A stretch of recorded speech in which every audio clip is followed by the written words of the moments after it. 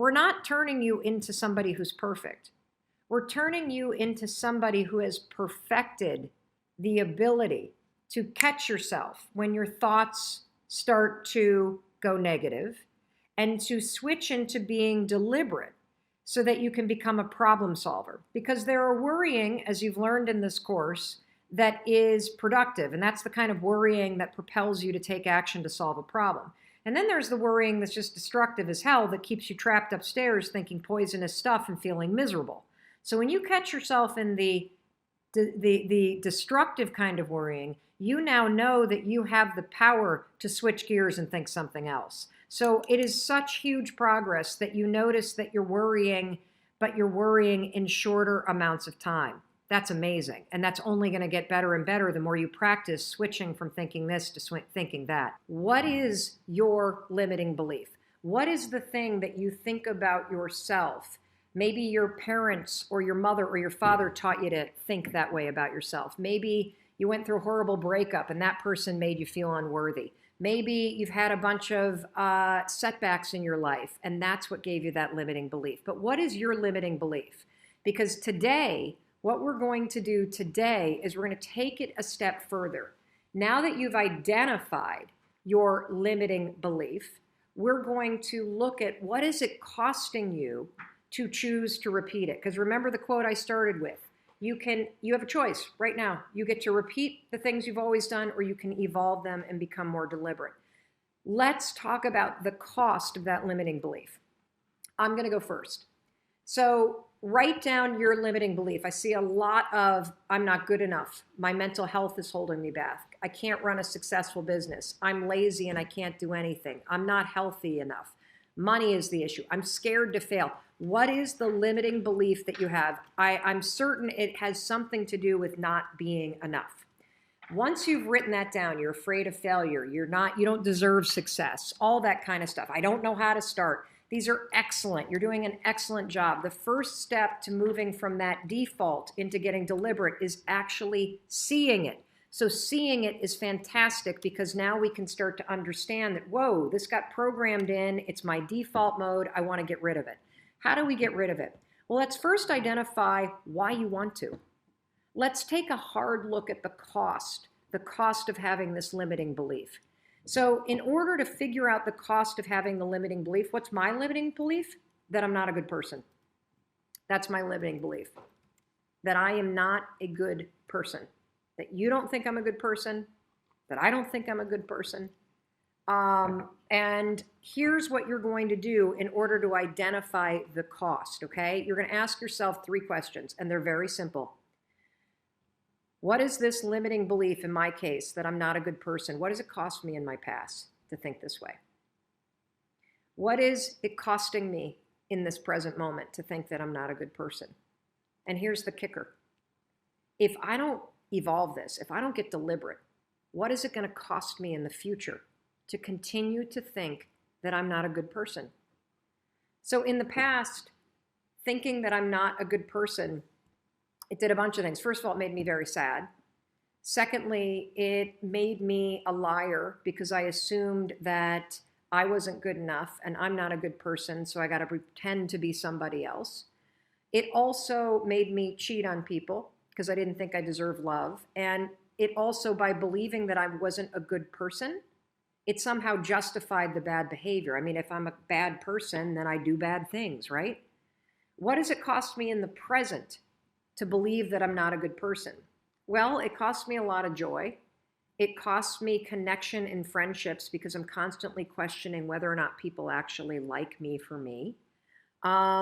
It makes me second guess myself and whether or not I deserve the success.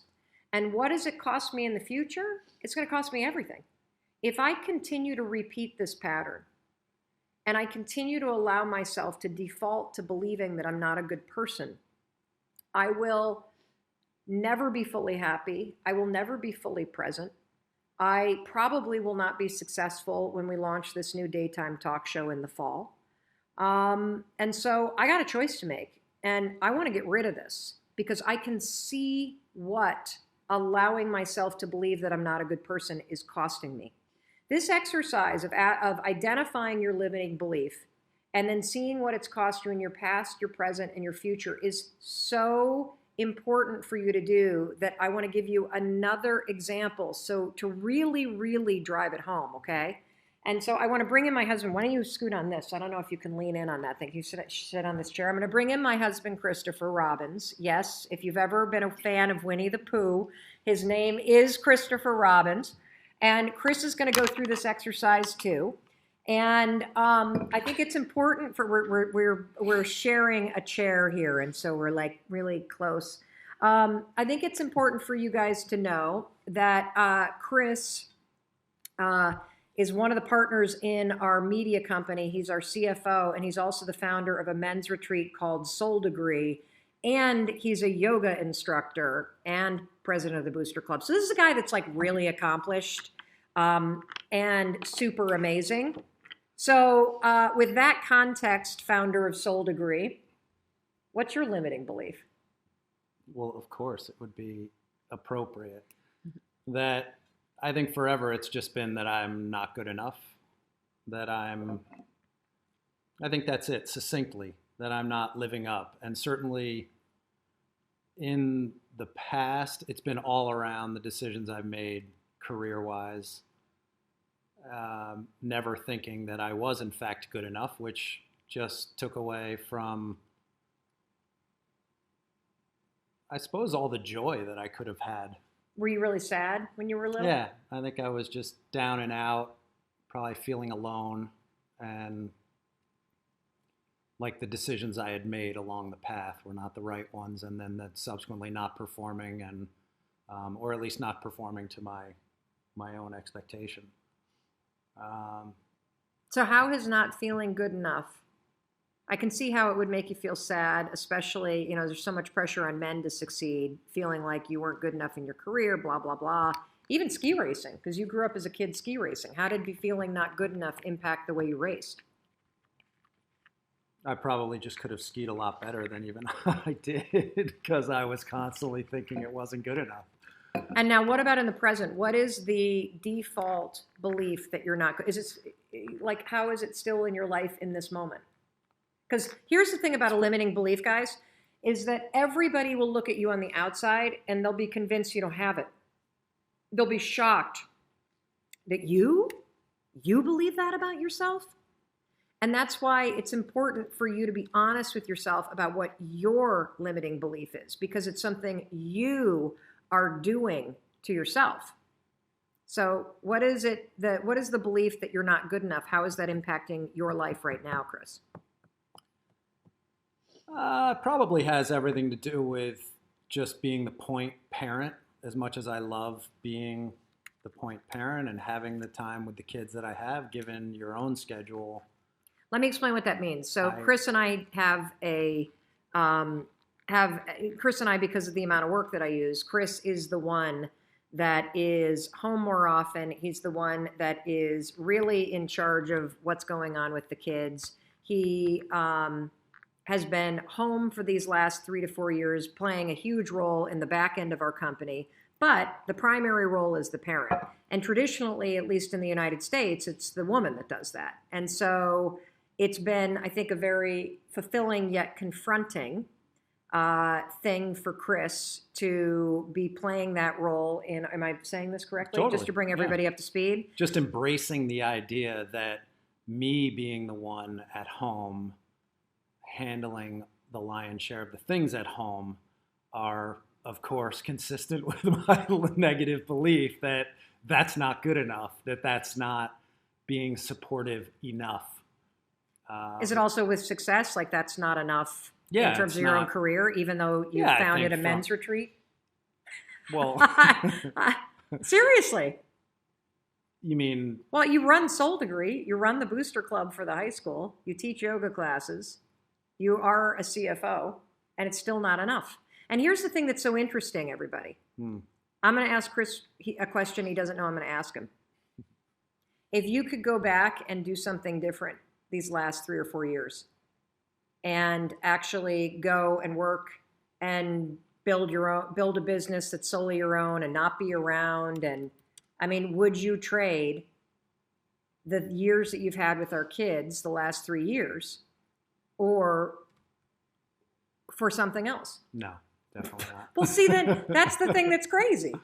Is here you're sitting here torturing yourself saying, you're not good enough, you're not good enough, it's not enough, it's not enough. But given the option, if we could wave a magic wand and change everything, and the circumstances would be different, but you had to trade the time that you had with our kids, would you do it? The answer is no. So here's the thing that's interesting, and I'm so happy that you admitted to that, because it points out the fact that your default thinking isn't logical. It's just a habit.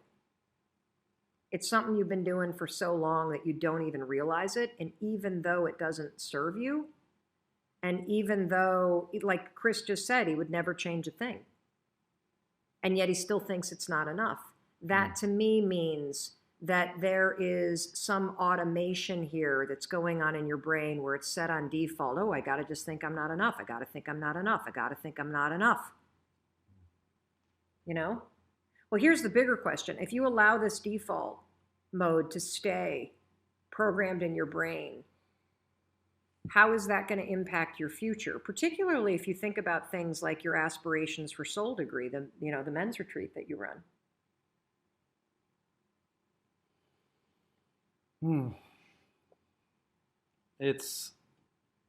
I think that if it perpetuates, then I'm obviously my own impediment to what I want it to be.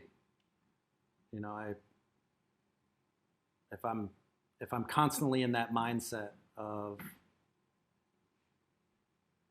it's not enough, I haven't done enough, then how could Soul Degree ever become what it should be? What do you want it to become? I think I would love to see it touch as many men's lives. You're about to cry, I could tell. Yeah, as possible. Why do you get choked up? Just because I know the impact. I've experienced the positive impact that it can have, and it's limitless, I think, in the difference that it could make, regardless even of your age. So do you see how your limiting belief, the default thinking that you're not enough, will prevent you from? Oh, totally. How does it stop you when you think you're not enough? How does it stop you? Like, what are the things that you do when you start getting in that mindset? Well, it's probably things that you don't do, right? Because if you're not going to be good enough, well, why go do that thing? Whether it's write more or, sort of test the elasticity of what Soul Degree could be also. I mean, it's in a state where there's still so much that we could do to enhance the experience, have it reach more people, which starts with my own. Again, I think part of the limitation is that I've always argued, hey, I'm a shitty marketer. I'm not good at putting the word out, if you will. And even this conversation, talking about something like Soul Degree is.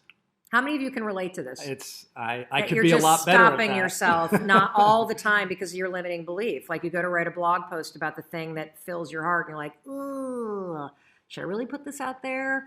That's your limiting belief. That's your default setting. And you're dead right, Chris, and it's the same thing for me. And the same thing for Mandy. What was yours? I'll never get there. I'll never get there. I love that one. I'll never get there. Yeah. Because you can feel like just the no matter how hard I try, it's never going to be enough. I'm never going to get there. It's never going to happen. And how that sets you up to just race and race and race and race. And Danielle, what's yours? That I'm not smart enough. I'm not smart enough. Yeah, I'm not smart enough to do this. And so if your belief, the default that got programmed a long time ago is I'm not smart enough, then you'll tell yourself, I'm not smart enough to write this blog post. I'm not smart enough to figure this out. I'm not smart enough to build that kind of business. I'm not smart enough to attract the kind of person that I want. And the thing that's scary about default settings, everybody, is that not only are they automated in the default network in your brain, but they're a protection mechanism.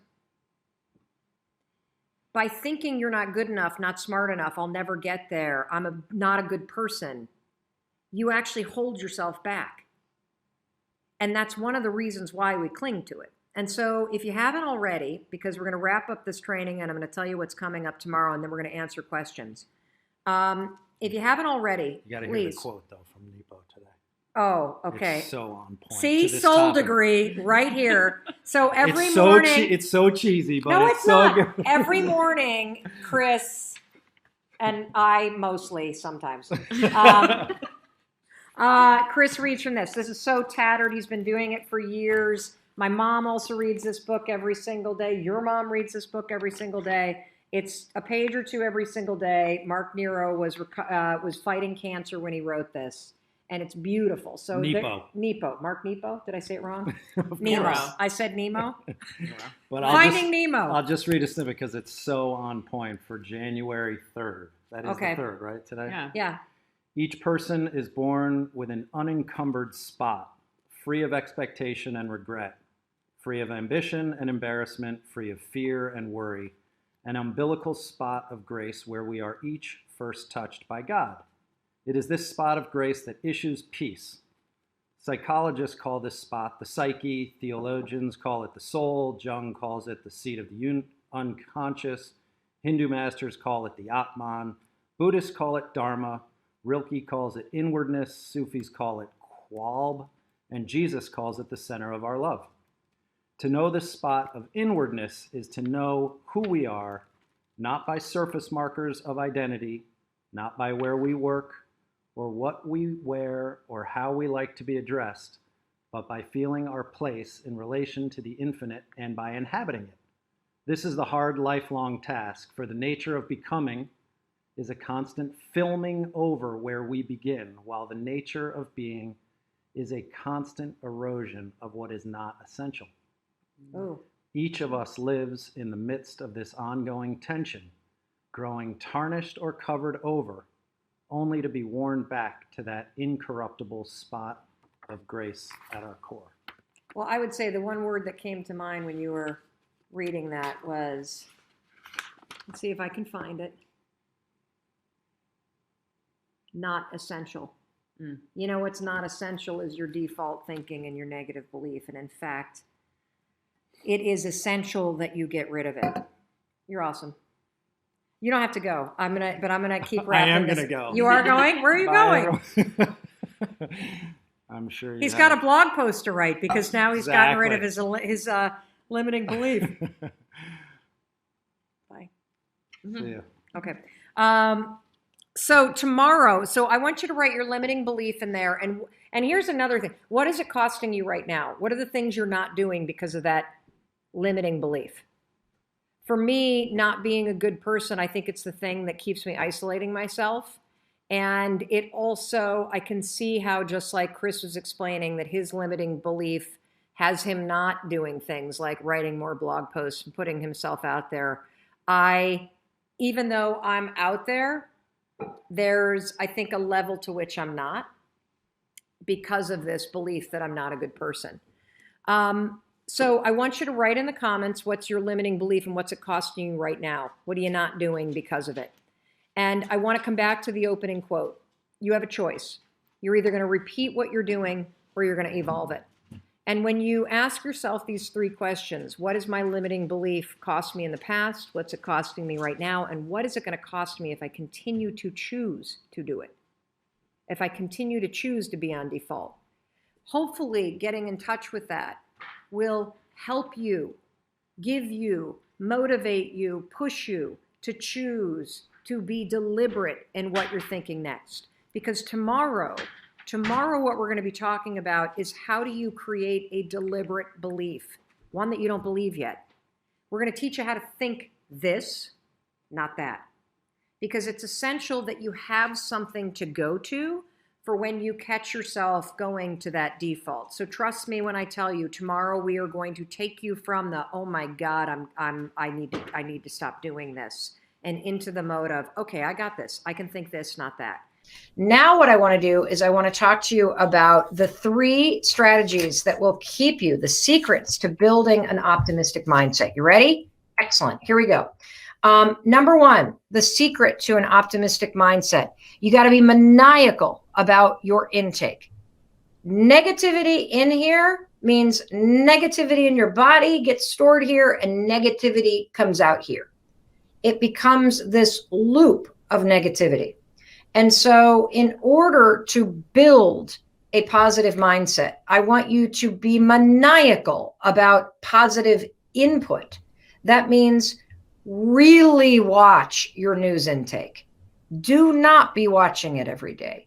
Get the facts, get what you need to know from a trusted, measured, calm, factual source, and then turn that shit off, okay? That's number 1. Number 2, edit your social media.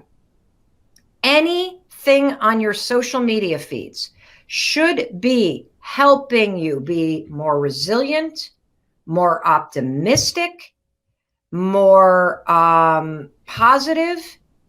Anything that you're following that triggers you, that is negative, that rubs you the wrong way. You know, one of the things that I've noticed, I have some favorite celebrities that I have followed for a while because I think they're funny, or I love just kind of their sense of humor.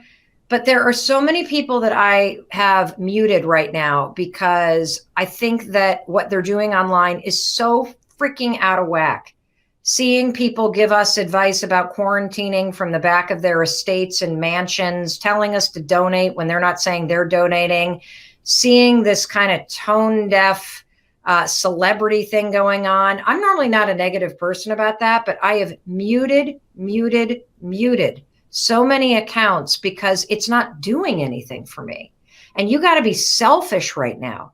You have got to edit your social media feeds so that your social media feeds are helping you build an optimistic and positive mindset. And so every day, the second I see something, mute,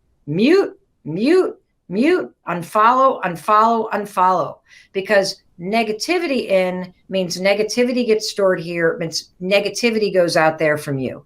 You want to put positivity, optimism, tools, strategies, things that keep you laughing, things that keep you giving you things that you can use right now.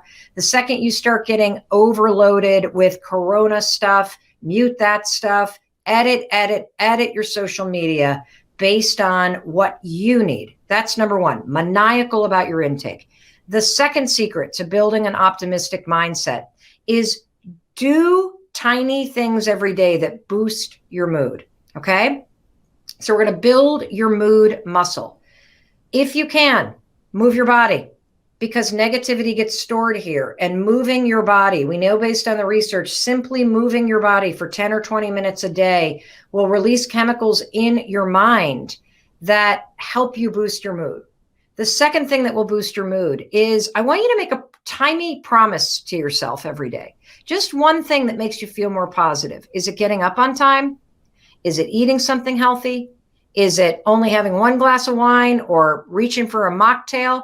I want you to put one tiny promise into place. Put it into the comments right now. What's one tiny promise that you can make to yourself that you're going to do every day? It might just be that you're going to wake up every day, take a deep breath, remind yourself that you're healthy, and that's going to be the tiny promise. I want you to do one tiny promise every day, because keeping a promise to yourself will boost your mood and make you feel more in control. Another way to build your mood muscle is have a 0 tolerance policy for your own negative thoughts. Right now, as you edit social media and edit your news take and edit your negativity coming in from the outside world, do not tolerate negativity from the inside world. I woke up this morning, I looked in the mirror, I looked at the gray hairs that are coming in, particularly like right up here, and I started to go negative. I started to feel dreary, and I went, Mel, cut this shit out. You got to fight to stay positive, gal, because we are in this for another couple months. And do not succumb to despair. Do not start thinking negative stuff. When you have negativity internally, you got to have a zero tolerance policy for that shit. It's one thing to feel what you need to feel so that you can move through it. It's another thing to let negativity dwell up here and start ruminating. The 5-second rule is genius for this. Count fucking backwards. The second that negative, 5, 4, 3, 2, 1. Not listening to it. No, I am redirecting my thoughts. That's right. I am looking for the things I can control. I am keeping a positive attitude by focusing on things that I can control right now today. Got it? Good. The third thing that you need to do in order to build an optimistic mindset. You ready, everybody? Here we go. I want you to pick a small 10-week goal that you can control.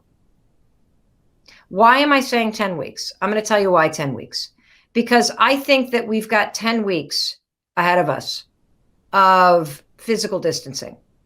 I think we've got 10 weeks ahead of us, if we do it right, of life in this weird state. And I want you to pick one thing, one project, that's it, for the next 10 weeks. That's your personal project. It's something you can control. You ready? Something you can control. We're talking about how to build the skill of an optimistic mindset. And part of an optimistic mindset is focusing on what you can control. And I don't want you to jump ahead and worry about what's coming in the future. I want you to stay in this moment with me. I want you to realize that if you took on one small project for the next 10 weeks that you could control, something you've wanted to learn, some skill that you would love to have, some deficiency in your resume or your experience that you could gain in the next 10 weeks, there is something called YouTube University. That's right. Professor YouTube has so many tutorials out there. It's amazing. Right now, my husband is taking a Buddhist meditation teacher training class. My daughter is taking 2 classes. She is learning how to be better at Excel because she thinks it will help her with her summer internship. And it's something she was nervous about during the interview process. And she's also taking a painting class. What is one thing that if you were to use the next 10 weeks and we emerge from this and step into the next chapter of our lives, and you have learned something or you have developed a skill that equips you to feel like you are better positioned to step into this next chapter, you will constantly wake up every day and say, today I get to take this class. Today I get to work on this thing. Today I get to spend an hour polishing my Chinese, working on personal development. I see you. I see Himmy Mom building a website. I see Sephora saying she's going to improve her English. I see Nabil saying I'm going to develop editing and online skills. I see LDG, creative, healthy cooking. I see Salio saying I'm going to find a class on YouTube University. What's a 10-week thing? Oh, I see Jack saying I'm going to take a French class. I'm going to learn how to crochet. I'm going to begin an online master's program. If you narrow your span of control to managing your mood, to being maniacal about the intake into your mind, and working on a 10-week goal, you will be building an optimistic mindset. Because you will have weeded out negativity in from the outside world, which means negativity won't get stored here and it won't get expressed from you. You will have built your mood muscle by forcing yourself to move every day, by keeping a tiny promise to yourself, and by being absolutely zero tolerance for your own negative bullshit on the inside. 5, 4, 3, 2, 1, redirect your mind to something you can control. And having a 10-week personal project where you pick something and you use YouTube University and you use this moment of time where you don't have anywhere to go and you don't have social distractions. You got time to focus on yourself. These three things will help you build an optimistic mindset. Absolutely, positively guaranteed. Can I require this of my teenagers? Here's what I would say about teenagers. One of the hardest things for teenagers right now is their loss of independence. And trying to require anything of your teenagers other than showing up for family dinner and creating their own routine, I think is a recipe for disaster. What I would do instead is I would share that this is what you're doing. And I would ask your teenagers a question. If you had a half an hour every day where you dedicated it to something other than school or other than being on your phone looking at social media, what's one thing that you never have time to do that you love doing? Is it playing guitar? Is it painting? Is it journaling? Is it reading a book? Is it knitting? Is it working on your tricks out on the trampoline in the backyard? What is it? If you ask your teenagers questions, in answering the question, they may find the self-motivation that this is something they want to do. I love that I don't know how to say your name, Jal, is working on emotional dependency and breaking apart the patterns that had you become somebody that was codependent and emotionally dependent on other people. Dr. Caro, I love you very much too. I think that's it. Today, the whole broadcast was about optimism. The reason why you cannot allow yourself to get into this pessimistic mindset loop, because it keeps you feeling helpless, it keeps you feeling stuck, it keeps you overwhelmed, and it makes you just stay stuck here. And why you got to build the skill of optimism. Because when you are optimistic, it's not that you are slapping a positive spin on a shitty situation. You are cultivating a mindset where you believe in your bones, your soul, every part of your being, that no matter what you're facing, you can have a positive impact on how you experience what you're facing, because you can choose what you think about and you can choose how you respond. And when you start to develop an optimistic mindset, it creates more optimism. It helps you see solutions and opportunities. It makes you feel more in control. It gives you things that you can focus on. It begets the ability to feel empowered, which only creates more empowerment for you. And the three things that you can do to create an optimistic mindset is, number one, here's the three secrets. Be maniacal about what you allow into your mind. Totally. We do not turn the news on in this house. We don't allow it, because you know the old saying, if it leads, it bleeds. There's nothing but negativity coming off of the news right now. So there are a few things that we check.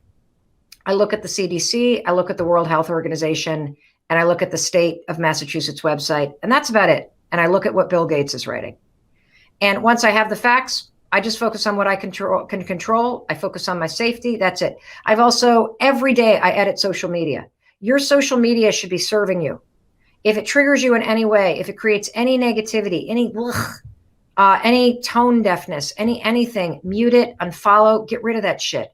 Social media should be a service that is supporting you right now in your efforts to stay positive, to stay empowered, to stay safe, and to stay laughing. That is what you should use it for right now. The second thing to do to build a positive mindset is build your mood muscle. Move your ass 10 to 20 minutes every day, because your body stores negativity. Make a tiny promise to yourself that you're going to keep every day, because keeping a small promise builds confidence, makes you feel like you're in control, and it creates momentum. And zero tolerance for your own negative bullshit. You got it? It's one thing to feel feelings, to move through them. It's another thing to let negativity sit up here and make you ruminate.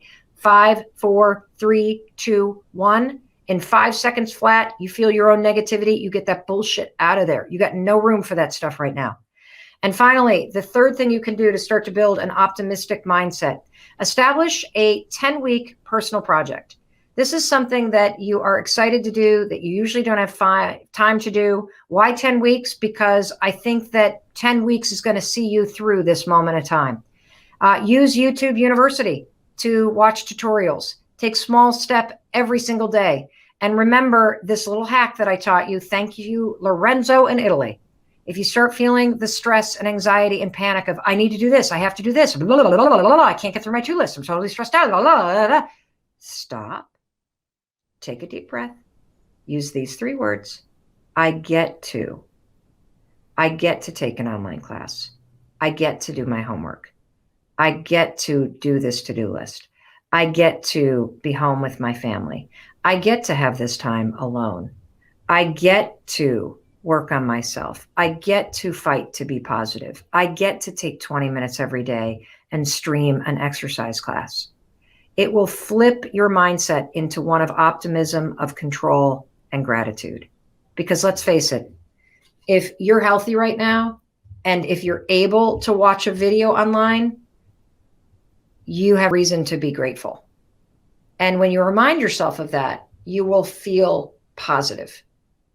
Somebody just asked me why Bill Gates. I'm going to answer real quick, because he's one of the smartest human beings on the planet who has made a commitment to donating almost his entire wealth to charities. And for the last decade, he and his wife have been at the forefront of global health research and initiatives and taking action. And if there is a man who is informed, who has been studying this, he gave a TED Talk in 2015 about pandemics, about world health, where he predicted this. He is talking about the fact that there are 3 things that we need to do right now. And one of them is we need to all be enforcing physical distancing for 10 weeks. We need to develop a way for everybody to test themselves so you know whether you've been exposed or not. And we need to collaborate globally on a vaccine. All 3 things based in fact and research, all 3 things that are measured and calm, all 3 things that make a hell of a lot of sense that I get behind. And so that's one of the reasons why. Research, credibility, a decade worth of experience, the smartest people on the planet, and a measured factual delivery. That is what I respond to, because I'll be damned if I allow fear, cynicism, hysteria, any of that crap that you see all over the news and the internet right now to enter my mind. There is no reason for it. You have the facts. 10 weeks, keep yourself safe, keep your mind optimistic, stay connected with me, stay connected with your family and friends, and we will get through this. 1,000%. We will get through this together. There was this one morning where I walked into the bathroom and I was standing in my underwear, brushing my teeth in front of the mirror. And I looked up at the mirror and my first thought was, ugh. I noticed that my jowls were starting to look like saddlebags on a pack horse at the Grand Canyon. And I had like these crazy lines by my eyes, and my neck was really like kind of saggy, and one boob was hanging lower than the other, and my gray hair was coming in. And as soon as I started kind of critiquing my thoughts or my looks and appearance, then my mind, Rich, started going, fuck, I didn't get that email back to that person, and I got that presentation I need to do, and my God, did that speech just cancel again? What the f am I going to do? And then I look down and the dog needs to be walked, and then I think, I got a Zoom call in 9 minutes. Like, I got to get my shit. And before I knew it, my whole mood was low. I felt overwhelmed. I had taken myself down mentally. I just wanted somebody to walk in and be like, Mel, it's going to be okay. Like, you got this, girl. Like, it's lift your head up. You can handle this. I don't know what came over me, Rich. This is pathetic. But standing there in my underwear in front of my bathroom sink, I raised my hand and high-fived my reflection. And I cracked a smile because it's so fucking corny. I even thought of that guy, Stuart Smiley from the SNL skits. Remember that? I'm nice, I'm kind, people like me. Went on with my day. That was it. Snapped a photo, though. No, not that one. Oh, not that one. Not the first time. And then I kept doing it. I did it probably for a week or 2. And here's the weird thing about it. I started when I woke up after doing this high-five your own reflection in the mirror thing. I actually started to feel like I was looking forward to it. And here's why. You know, I've spent a lifetime, just like you, standing in front of the mirror. And what I realize now is that when I'm standing in front of a mirror, I'm either critiquing Mm-hmm. or picking myself apart, or I'm ignoring myself. And when you start to high five your own reflection, it starts to build a partnership within you, with yourself. When you walk into the bathroom and you see your reflection and you've been greeting it, it's like seeing another person. It's the strangest thing. You start to realize how often you fucking ignore or destroy yourself when you see yourself or beat yourself up. And here's what's also crazy. You have a lifetime positive association with high-fiving other people. Mm-hmm. Sure. As a runner, as a racer, you have gotten so many high fives, Rich. What does a high five say to you when somebody gives you one? You feel seen, you feel appreciated, you feel energized by it. And it's an exchange of energy. It's not the same, and you talk about this in the book, it's not the same as like self-talk because there's a participation involved in it. There's like a communion aspect to it. Yeah. And, if you think about it, you're so good at celebrating, seeing, and cheering for other people in your life. You plan birthday parties, you reach out to people when you're worried about them, you help out colleagues, you cheer for your favorite sports teams, you high-five people like Rich as they're running races past you, you buy people's merchandise, you do all kinds of stuff for other people, but nobody's taught you how to do it for yourself. Mm-hmm. In fact, the reason why it feels fucking weird to high-five your own reflection is because you've been taught to do the opposite. Why is the default to just beat ourselves down like that? I mean, it is crazy. We would never treat anyone else in our lives, especially the people we care about, the way that we treat ourselves in terms of the self-talk or the narrative or the critique or the kind of harshness with which we, judge our appearances, our behavior, the way we, think back on things that we said the other day and just are horrified by our own selves. And I don't know if it's everybody, but it's most people. Except for Buddhists. I mean, I think that they're like if you're a big practicing Buddhist, that's a monk. Right. That's like just why can't the default be the good things though? Well, why is it wired that why? way? There's cognitive bias. There's a bias towards negativity. And it's a protection mechanism that's a default from evolution, that if you remember the bad shit, you're more likely to spot it when it happens in the future. So you can avoid it. And here's where I think it begins. I believe my theory is that it begins two places. Either you, or that could be both actually, you either learned the pattern of beating yourself up because you had parents or caregivers that were hard on themselves or hard on you. And so as a child, you absorbed that pattern and you now repeat it and you don't even realize it. So those moments you're like, oh my God, I sound just like my dad or my mom. That is an example of a pattern that you've absorbed. Mm-hmm. So particularly for women, we've watched our mothers be critical about their appearance. We've watched our mothers ignore and criticize themselves in the mirror. And so we learn that from our caregivers. So that's one place. The second place that we learn it is when the drive in your life becomes fitting in. Fitting into groups in elementary, middle, high school, college, your neighborhood. That feels safe when you fit in.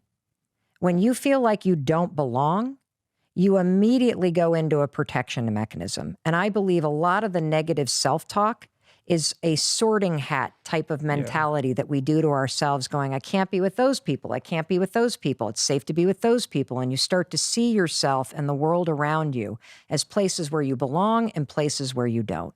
And part of the criticism, as fucked up as it sounds, that we engage in all the time is don't be too big, don't be too loud, don't show yourself too much, don't have blue hair, don't do this, other people won't like you. It starts as a way to protect yourself from being rejected, but the truth is you develop a habit of rejecting yourself. Right. Meanwhile, you're further divorcing yourself from who you truly are because you're not giving yourself permission to be yourself. That gets sublimated in favor of fitting in and, accommodating other people and acclimating your behavior around what will be approved of. Yes. So for me, I have clearly a lifetime of beating myself up and tearing myself down and regretting decisions that I made. And in the middle of stumbling through life, instead of being like, it's going to be okay, it's going to be okay, being like, you're really fucked up now, Mel. How does that help? Right. How does criticizing and being hard on yourself help? Today, what we're going to be talking about is we're going to be talking about the powerful connection between your mindset and your morning routine. And I'm going to give you an assignment at the end of this training. Tomorrow, we're going to build on this. So this entire week, what we're going to be talking about are the components to your morning, because your mindset and having a powerful mindset and being deliberate about what you're going to think about and what you're not going to think about, it begins the moment you wake up. And believe it or not, how you wake up, not when, but how you wake up, and the first few things that you do in the morning will dictate your mood for the rest of the day, which based on science is going to impact your productivity, and it's going to impact how you feel about your life. And it will also impact your mindset for the rest of the day. And that's why now that we've done in days 1, 2, 3, 4, and 5, we've done foundational training. You've learned a tremendous amount about how your brain works, about your default network, about how to be a deliberate thinker. You've spotted your limiting beliefs. You've learned how to think this, not that. You've started the skill and the practice of the skill. Remember, it's a process, not an event, to be a positive thinker. You've started practicing catching your limiting beliefs and swapping from that default way of viewing the world and thinking about yourself and choosing deliberate thoughts. Now let's talk about physical habits that you can adopt that are very simple, that will be life-changing, because they will impact your ability to be in control of what you're thinking and to be deliberate. And that begins with how you wake up. So let me talk about the morning. You can think about your morning routine and whether or not you even have one in the exact same way that we think about the brain. You're either defaulting to something that you've always done that may no longer serve you, or you're getting deliberate and choosing to do something that's more positive and powerful because you deserve it. And that starts with your morning routine. So if you're the kind of person where the alarm goes off and you hit the snooze, and then the alarm goes off again and you hit the snooze, and eventually you roll out of bed and you step into your day and you maybe drink a big dark cup of coffee and you skip breakfast and you skip exercise and you're tired. If that's how you start your day, your mindset is going to be impacted by that. If your alarm goes off and you immediately reach for your phone and you start scrolling through Instagram while you're in bed and looking at Facebook, and you are putting all kinds of stuff in your brain that triggers FOMO, that triggers insecurity, that triggers anxiety, that is going to impact your mindset for the rest of the day. And so starting tonight, I want you to take control and be more deliberate about your habits in the morning. And what we're going to do this week is we are going to build, based on science, the most powerful morning routine that you could possibly have. Sorry, I'm just moving this around so that the Instagram channel is brighter. The most powerful morning routine that you could possibly have based on science. It's super simple. It will help you become a more deliberate and positive thinker. And I'm going to walk you through step by step. And you're going to be doing this with more than 230,000 people around the world. So what is the assignment tonight? The assignment tonight is very simple, and you're going to hate it. You're totally able to do this, and most of you are not going to. You're going to let your limiting beliefs and your default mode of thinking stop you from making this simple change. And the thing that I want you to do tonight, this is your assignment. This smartphone right here, I don't want it anywhere near your bedroom. Your assignment is when you go to bed tonight, you are to plug your smartphone in outside of your bedroom. If you live in a studio apartment, put it on the other side of the room. I don't want this phone anywhere near where you sleep. And there's a simple reason why. You're addicted to it. And if it's next to you while you're sleeping, as soon as you wake up, without even thinking, the default mode of your brain will mindlessly reach for this, and you will lie in bed and you will look at your phone. And when you do that, you are putting in garbage into your brain before you even get out of bed. If you wake up anxious, if you wake up overwhelmed, if you wake up feeling like you're losing some imaginary race, if you wake up and you feel dread, if you wake up and feel negative or exhausted, I'm telling you, this is the reason why. And if you want to have a positive mindset this year, and you deserve to, then you also have to get very deliberate about your habits and about your morning routine in particular. Because how you wake up matters. How you wake up determines your mood. How you wake up determines on your phone. Hold on, IG is pausing a lot. Hold on a second. Let's see here. Yikes. All right, hold on a second, IG. I'm getting a lot of, let's get on Wi-Fi. Rendezvous. Let's see if that works. Looks like I'm on. Let's go back to Instagram. Okay, let's see if that works. Is that better, Mandy? Thank you for your patience, by the way. Normally, our streams are not as spotty, but when we started this program, I knew that I was going to be traveling 24 out of the 35 days that we're broadcasting live, and tech can be a challenge. And so for those of you that have been hanging in there on Instagram, if it's spotty, jump over to Facebook Live, jump over to YouTube, jump over to Twitter. We're streaming on all 4 platforms at once.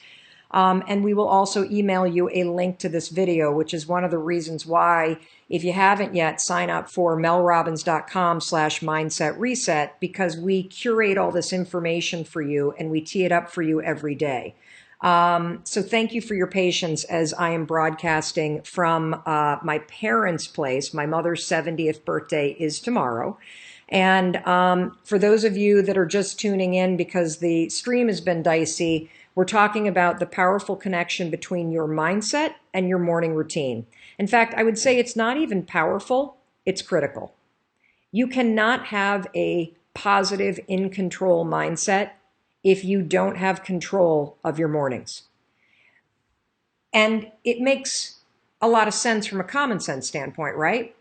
If you wake up and you're behind the ball, and if you wake up and you've got your phone in your face and you're not even out of bed yet, and you're looking at everybody's perfect life on Facebook and on Instagram and on Twitter, or you're reading the news and getting stressed out, you're absolutely, positively not going to start your day off right. So the assignment that I have for you is a very simple one, and it's one that you're going to be tempted to ignore. Do not ignore this. Tonight, when you go to bed, you are to put your phone as far away from your bed as you possibly can. If you have a bedroom, get your phone charging outside of your bedroom. Turn the vibration off, and you can turn the ringer on. And here's why. I know many of you are single parents. I know many of you have jobs where people need to get a hold of you. Instagram is reconnecting again, so I don't know what to make of this. I apologize for the feed on Instagram, everybody. But if you start your day by looking at this, your mind is hijacked and you're going to be playing catch up all day long.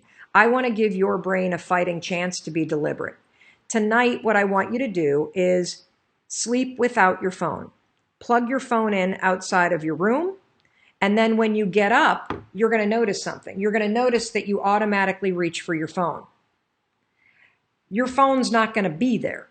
You see, we're setting a trap. We're setting a trap so that you don't fall into the default mode of laying in bed and looking at that thing. I want to give you a chance to catch your thoughts. I want to give you a chance to do a couple things in the morning based on science that will give you control over your day, that will boost your mood, and that will help you develop a much more deliberate and positive mindset. So you got it? If you're going to do this, I want you to put the bicep pump curl, emoji, or give me a thumbs up in the comments below if you're going to try this, because it's a lot harder than you think. And even those of you that are like, oh, I don't look at my phone, baloney. Every one of us is addicted to this thing. I'd like to take some questions real quick about mindset, about the mindset morning routine connection, about the cell phone, or about anything related to mindset reset. Danielle from Facebook, I love routines as well, but what if you let go of your routine? Can you still embrace yourself and the day? I'm not sure I understand the question. I love routines as well. I think that yes, you can, if what you're basically saying is you have a morning where you don't do your normal routine and now it's noon and you realize, my gosh, I've spent the morning in a negative mindset. Can you catch yourself? Absolutely. You absolutely at any moment during the day can catch negative beliefs. You can catch limiting beliefs. You can catch yourself when you default to the negative things that you've trained yourself to think. And you can 5, 4, 3, 2, 1 in 5 seconds flat. You can switch to a more positive belief. Absolutely. You can change your attitude like that. No question. You can put the force fields up if you feel yourself getting sucked into somebody else's drama. What I'm trying to tell you is that while that's possible, and while you should do that all day, particularly as you are practicing the skill of having a positive mind, I am here to tell you, based on personal experience, that when you start to own your morning, and when you start to take your morning routine seriously as a habit that you develop that contributes to your mindset and your happiness and your sense of control, it will change your life. If you're concerned about anxiety, having a morning routine that I'm going to walk you through step by step this entire week, this is key to curing yourself of anxiety. And it begins the night before. So Betsy asked, is it better to prep the night before? Absolutely. So the night before, I always plug my phone into the kitchen, or I plug it into my closet. I turn off the alerts on my text messages. I turn off the buzzing, and I leave the ringer on in case there's some kind of emergency. My kids know that they should call me if they need to reach me. We have a daughter who's in college, and kids are all over the place these days. My business partner knows, call me if you need to reach me. Do not text me. And that one habit has changed my mindset for the better. It's changed my life for the better, because when I wake up in the morning, I actually get out of bed. I don't scroll through my phone. And because my phone is nowhere near me, I don't even reach for it. I spend the first 30 minutes to an hour of my day before I even look at my phone, and it has been a game changer, both in my ability to cure my anxiety and in my ability to be deliberate about what I want, A, to be thinking about, and B, what I want to be focused on for this day. Tatiana on Instagram, I switch my phone to airplane mode or turn it off completely for the night. Is this okay or the equivalent? It's definitely okay, but I don't want it near your bed, because I don't even want you tempted to reach for this thing and to start scrolling through it. We live in a moment of time, here comes my father, where we need to have major boundaries with our phone. This right here, it's supposed to be a tool, but we have become the tool. Advertisers know that they can make money on your attention. So when you look at this, whether you're looking at your email or you're looking at Facebook or you're looking at social media, you are giving the world your most precious commodity, which is your attention. And so you're going to hear me hammer the fact that boundaries with this, essential for your mindset, essential for your happiness, essential for your success. Vicky from Twitter, why is morning routine so important? What 2 to 3 items should be a part of it? Why is the morning routine so important? Couple things. How you wake up has a scientifically proven impact on your ability to focus, on your happiness, and on your productivity all day. This is not something I've made up. This is well-established research. And I'm going to be explaining it to you in bite-sized pieces all week long. And so to preview it, we're going to be talking about this tomorrow morning. The 2 to 3 pieces of it are, for me, I wake up when the alarm goes off. And I'm going to explain the science why the snooze alarm is horrendous for your productivity. It actually impacts the way that your brain functions when you do it. We'll explain that in a training this week. I then get up, and for the first couple minutes of the day, I plan my day. And I have a particular process that I go through that leverages something from Harvard Business School called the progress principle. I have a mindfulness practice. That could be anything that you want. It could be gratitude journaling. It could be meditation. It could be 5 slow, deep breaths. It could be taking your dog outside for a walk. And then on mornings when I can, I have a micro exercise practice where I do planks for 5 minutes, or I do something to get my blood pumping on the mornings that I can. I do all that before I ever even look at my phone, because I put myself and my mindset first deliberately before I ever allow the world access to my mind. You do not want anybody to have access to what's going on up here until you've gotten deliberate about what you're thinking about first. So that's a preview, but I'm gonna, as I promised, this was gonna be bite-sized stuff. If you've already watched the first 10 minutes of this, you got the training for today, which is the powerful connection between your mindset and your morning routine. And your morning routine begins the night before, when you plug your phone outside of your bedroom and you go to bed without your phone anywhere near you. The other reason why that's important is we know based on research that the blue light on these things impacts your ability to fall into a deep sleep. Sleep is essential for you to have a healthy mindset. And also when you wake up, if this is next to you, 87% of adults sleep with their phones or next to their phones. And 33% of adults check email in the middle of the night. And so whether you're willing to admit that or not, we want to break your habit of giving the world access to your mind, and we want to make you more deliberate about how you are with your phone. And the reason why is it has a direct scientific researched impact on your mood and your mindset all day. I have time for just 1 or 2 more questions. If you have any other questions about this, seeing a ton of, but my phone is my alarm, I have kids. Do you see the excuses, everybody? What's more important? If you have kids, do exactly what I told you. Leave the ringer on. If your kids need you, they can call you. If your boss needs you, they can call you. And this is really important for your kids too.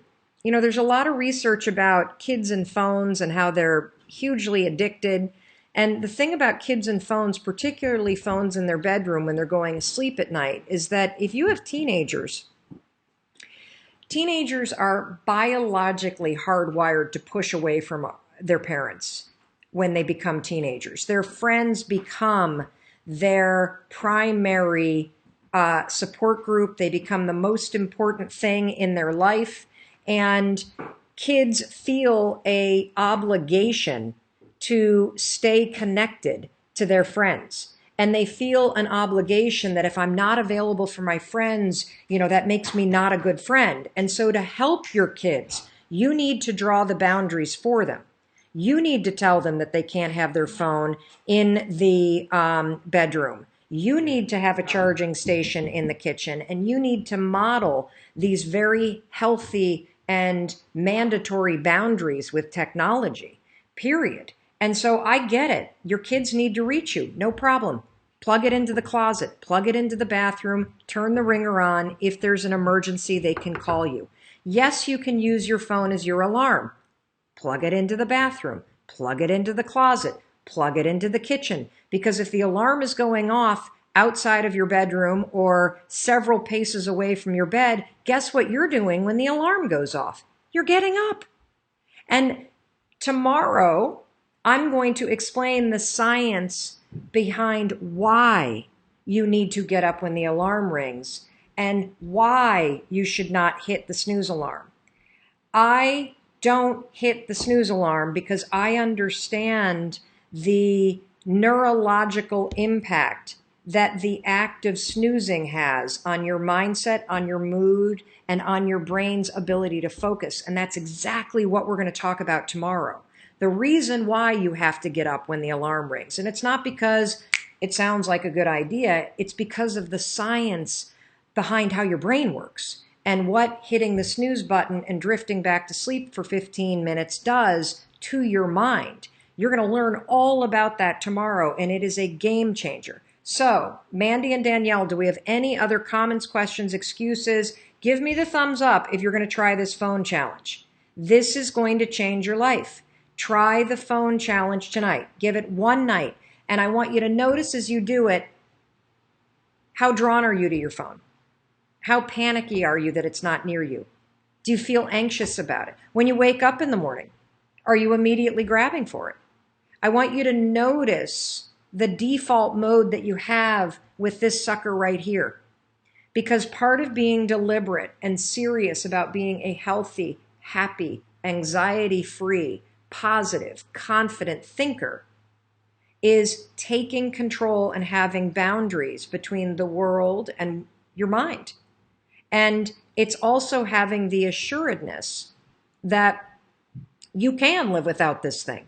Do it anyway is a mindset trick that you can use when you start to feel excuses rolling up. It works a lot like the 5-second rule. So you have said to yourself, okay, I'm going to talk to my boss today about that thing that I've been avoiding talking to them about. Or maybe you've said something like, I'm going to go to the gym today or tomorrow or whatever. And then the moment comes where you've got to have that conversation. Or the moment comes where it's time to pack up your bag and leave your desk and go to the gym. And what always happens? You don't feel like it.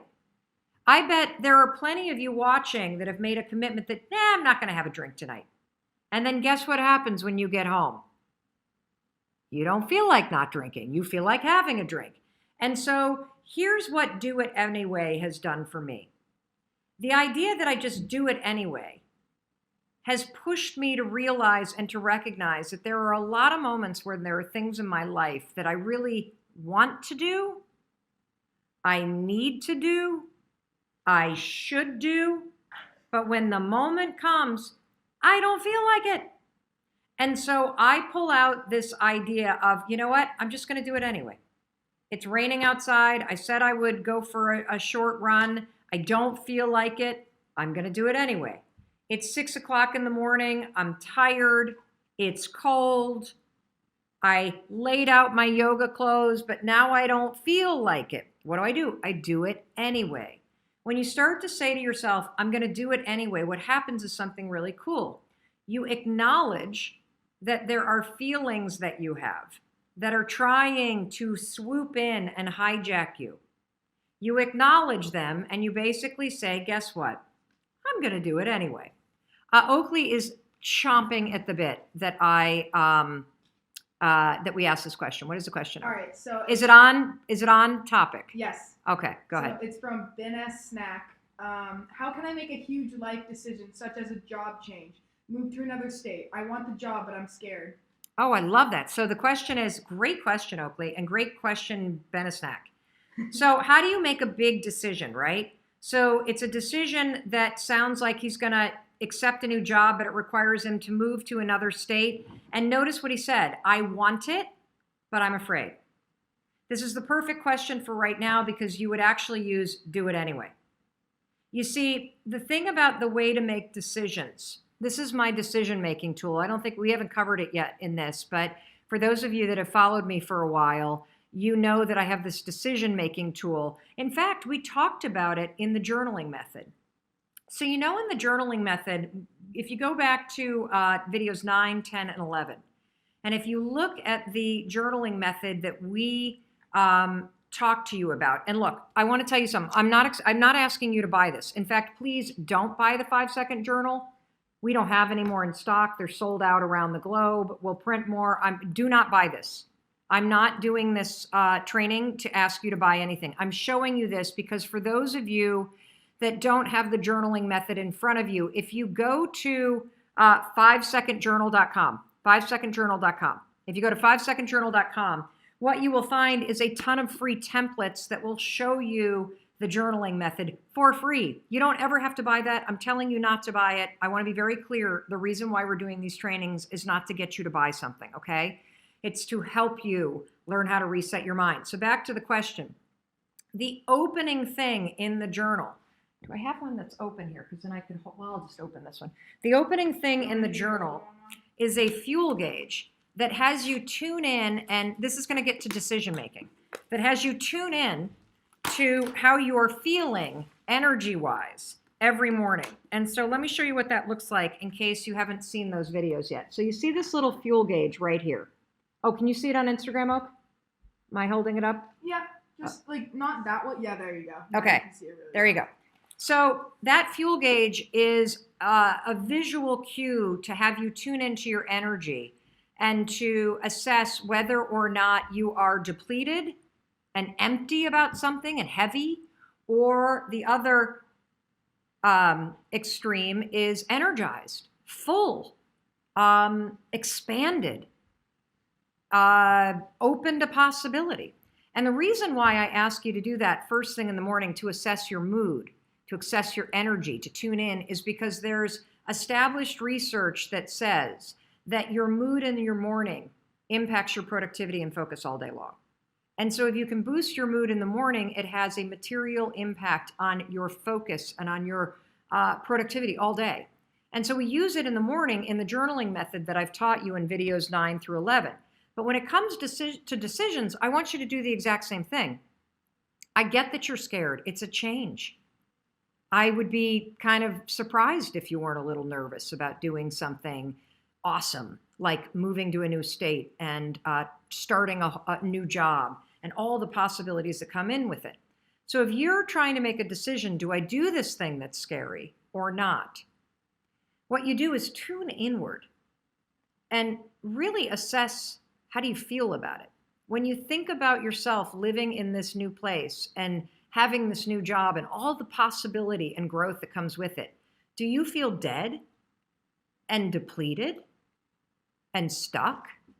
Or do you feel energized and alive and full of possibility? You see, if the decision is something that will expand your future, that will create possibility, that will make you grow, then it is 1,000% something that you must do. And you must do it even though you're afraid. And the fear is a very normal thing. And the fear is there because you're about to do something new. But do not use the fear to talk yourself out of making a decision that actually is grounded in growth and possibility and energizing you. So that's how I make decisions, using the stuff that you're learning in the Mindset Reset. And again, you can go back to the journaling method on videos 9, 10, and 11. But if you have a big decision to make and you notice that you're afraid, or you notice that you're stuck up here, go in and ask yourself, does the decision deplete me, make me stuck, make me feel dead, make me feel heavy? Or does the decision, even though it scares me, even though it's hard, is there something about it that expands possibility and opens up my life and will give me an opportunity to grow? If you're in this camp, the answer is heck yes. If you're in the dead camp and the hell no, heck no, okay? All right, cool. Let me give you a shout out real quick, because the do it anyway thing, I do it every morning. Because here's the deal about me, you guys. I hate exercising. I hate it. Yeah, you do. I do. I hate it. But actually, I should say it this way. I hate going. I hate getting dressed for it. I hate driving there. But I love how I feel when I've done it. I love it. And so do it anyway has helped me get through the front resistance, the part that I hate. And it helps me get there. And once I'm there, I absolutely don't necessarily love the exercise, but when I'm done, I love how I feel. And so that's how I use do it anyway, okay? Every day I use do it anyway, because it works so powerfully for me to push my excuses aside and to actually take care of my body, which is a very important thing in terms of my commitment, in terms of my desire to really enjoy my life fully. But I never, ever, ever, I'm never the kind of person that wakes up and goes, yeah, let's go exercise. I'm never the kind of person that is driving there going, I'm so excited to do this. I'm never the kind of person walking in that's even like, yes, I'm so glad I made it. I dread it, usually all the way through it. Sometimes I half enjoy it while I'm there, but mostly I dread it. But by the time it's over, I frigging love the fact that I went, and that's why I do it. I believe with all of my heart and being that every man, woman, child, person, grandparent, everybody should infuse their days with habits of celebration and self-confidence. And the fastest and easiest and most science-backed way to quickly start to change how you see yourself is by adopting a simple habit of high-fiving your reflection in the mirror every single morning. Now, I know exactly what you're thinking. Are you serious, Mel Robbins? That is the stupidest thing I've ever heard in my entire life. I know it sounds dumb. But the reason why your first instinct when you think about waking up, whether you're in your robe or your underwear, or your PJs or your birthday suit, and walking into that bathroom and having a moment with yourself and raising your hand and high-fiving yourself, is because your self-confidence is in the gutter. You believe some garbage about yourself. You think you're a bad person, or you're unworthy, or you're ugly, or nobody likes you. Or how about this one? This was the story of my life. I have f***ed up my life so badly, I might as well just flush it down the toilet. You have some narrative in your mind that is so negative that when you look in the mirror, you see somebody worth trashing. You see what's wrong. You pick apart your appearance. And I want to reverse that, because here's the deal about self-confidence. Self-confidence begins with you. You realize the word self is in there, right? I can't give you confidence. I can give you a little boost. I can give you tools. I can encourage you. But confidence is forged in fire. It's something that's within you. And here's the thing I want you to realize about confidence. You are a confident person. That's why you miss feeling that way. You can only miss what you know. You've just been blocked from the feeling of it. And wherever you are right now in your life, I'm telling you, confidence is in there. You just got to figure out how to tap into it. And you've been building confidence all along, by the way. Every time that you have fallen on your face, or you've tried something and failed, or you've gone out and thought you found the love of your life, and then your heart's broken, and then you pick yourself up again, and then you dust yourself. You're building confidence the entire time, because confidence is not built on the high days. Confidence is built on the low ones. Confidence is built when you are struggling. Because when you see yourself go for something and fall, when you see yourself try and get knocked down, when you see yourself stand back up after getting abused or traumatized or discriminated against and moving ahead, you are building this reserve within yourself where you know you can rely on yourself. You know you can face hard things and you can keep moving forward. You know you have your own back. So it's in there. Your life has been helping you build it. Now you got to just dig in and tap into it and use it to shut that critic up in your head. So the way you're going to do that is every morning, I'm not kidding, you're going to raise your hand in the mirror and high five yourself. Look at how many people are doing this. You're not the only one.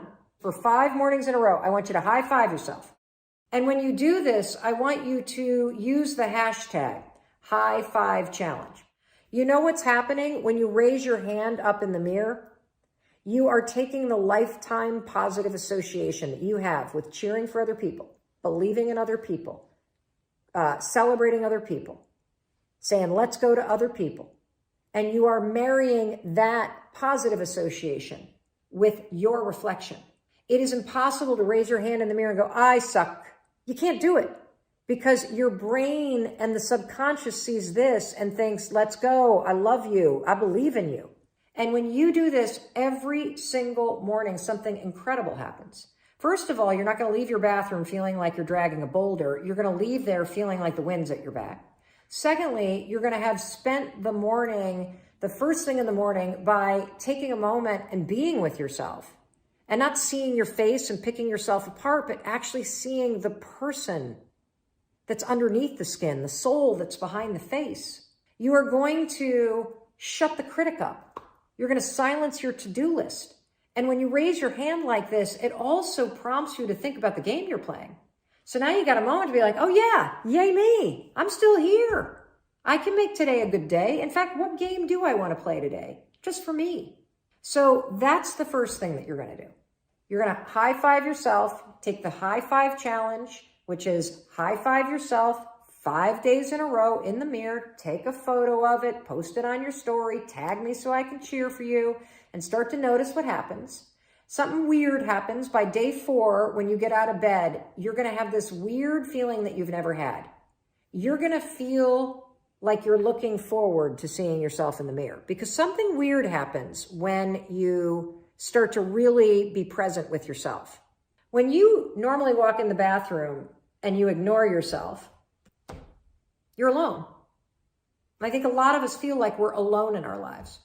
When you start to see yourself, you literally, oh, hey, hi there, Mel Robbins. How you doing? You now, as you look forward, oh, hey, girl, how you doing? Hi, Mel Robbins. Oh, hey, let's go. I believe in you. Gonna have a great day. It's almost like when your neighbor waves to you. You're seeing yourself. Now that I've been doing this for a year, I don't feel like I'm alone. I feel like I've got myself and I've got my own back. I feel like this person that I see in the mirror is the one person that's going to be with me for my entire life. So I better cheer for her. I better celebrate her. I better encourage her and love her. And that's what you're doing when you do this every morning to yourself. And there are mornings where I stand in my underwear at my bathroom sink and even I don't have a word to say to myself. But I can always do this. And it always lifts my mood. And it is creating that deep connection within me to myself. And that's what builds your confidence. Confidence is being comfortable in your own skin. Confidence is knowing that you have your own back. Confidence is knowing that you can face something. Confidence is believing in your ability to face or survive or try something and be better.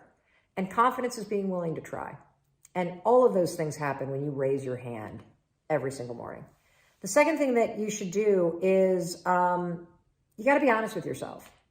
If there are things about your appearance that are within your control, whether it is the shape that you're in, whether it's the health choices that you're making, whether it's how you take care of yourself in terms of self-love, and you're not taking action in those areas, the lack of action says to your brain, you don't care about yourself.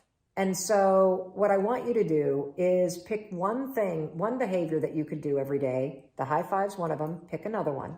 And I want you to practice doing it. And it's a behavior. If you think about the person that you want to become, what's that person do every day that you don't do right now? And when you start to do the thing that the person you want to become is doing, you leverage something called behavioral activation therapy. And that is a whole body of research that says when you act like the person you want to become, it's the most powerful way to change a habit. It's even better therapy than talk therapy, because the action proves to your brain that you're becoming that person. You're seeing the change through the action. And so then the brain catches up and starts to relate to you like a person that's confident, or a person who adores their appearance, or a person that celebrates themselves exactly as they are. So try those two things. Make sure you tag me online when you do the high five challenge. And I know it's going to work. I haven't lost anybody that I love. So I would not say what I'm about to say if somebody that I loved had died in this pandemic.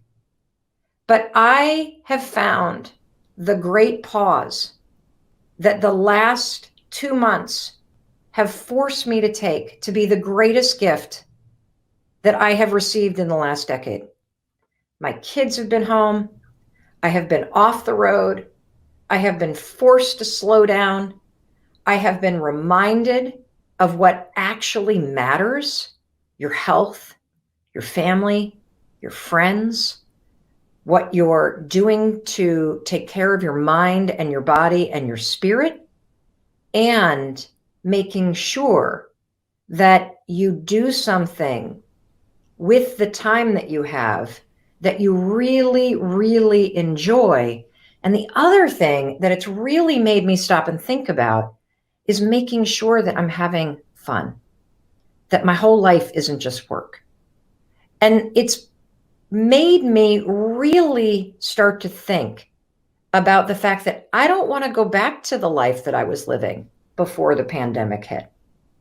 How many of you feel that way? That this has been a gigantic mental perspective switch reset button that has, boom, hit you really hard.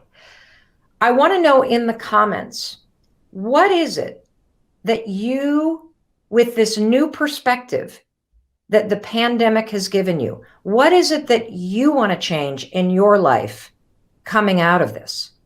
I want to start seeing, I see people saying this has been a wake-up call. I see people saying, yes, this has been a huge shift in my perspective. I see Brianna saying, I want to travel less for work. What do you want?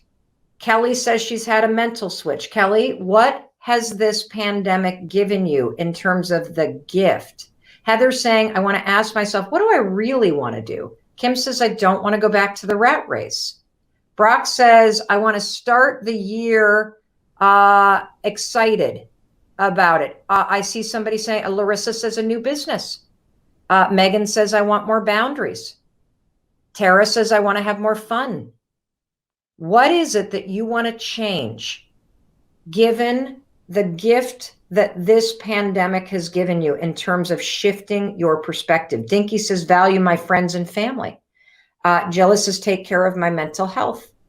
Spend more time with family. What do you want to change, everybody? Seriously, what do you want to change about your life? Is it a relationship? Is it that you have had the time to take care of yourself in small ways and that's giving you greater control in your life? Do you want to change your job coming out of this? Do you want to launch a business coming out of this? Do you want to change your timeline for achieving your goals?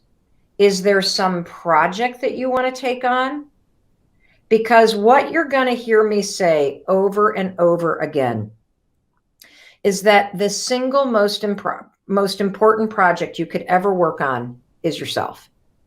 And the greatest gift that any challenge will ever give you is a perspective shift and the realization that you can face hard things, that you can survive hard things, and that in learning more deeply about yourself and about what you value through the challenges in life, you are going to be handed a moment where you can make a decision.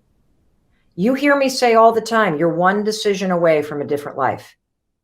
Changing your life does not take motivation.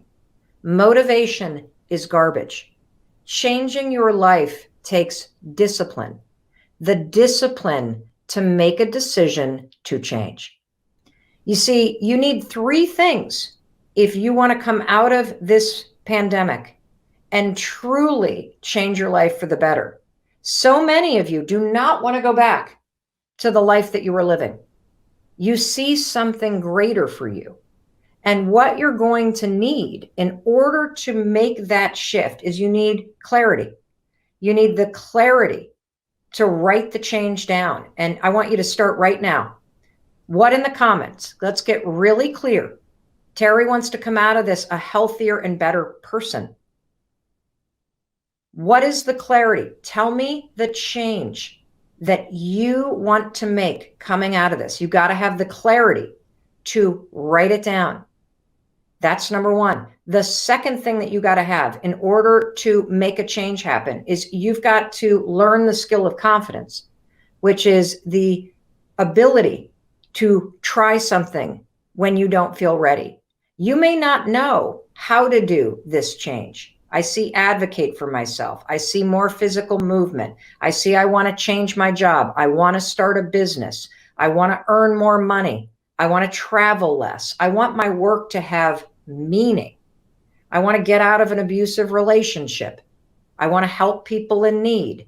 I want to make sure that I continue to keep the promises that I've been keeping, getting up on time, working out every day, working on my relationship. This is fantastic because you're having a moment of clarity. And when you start to write it down, you are starting to develop the confidence and the knowing that you deserve to have this change happen. And then finally, what do you need in order to really change your life? Because it's not motivation, everybody, it's discipline. Discipline to make small promises, keep small promises, discipline to take small actions when you feel afraid, the discipline to find the courage to push yourself forward when you don't know how. That's how you change your life. Just those three things: clarity, confidence, courage. That's all you need. And that's why you got me in your life, because I'm here to push you. I'm here to encourage you. And I love seeing what you want to change. That, oh, I see you need help building confidence. No problem. I got you covered. Because confidence isn't something that you feel. Confidence is a skill.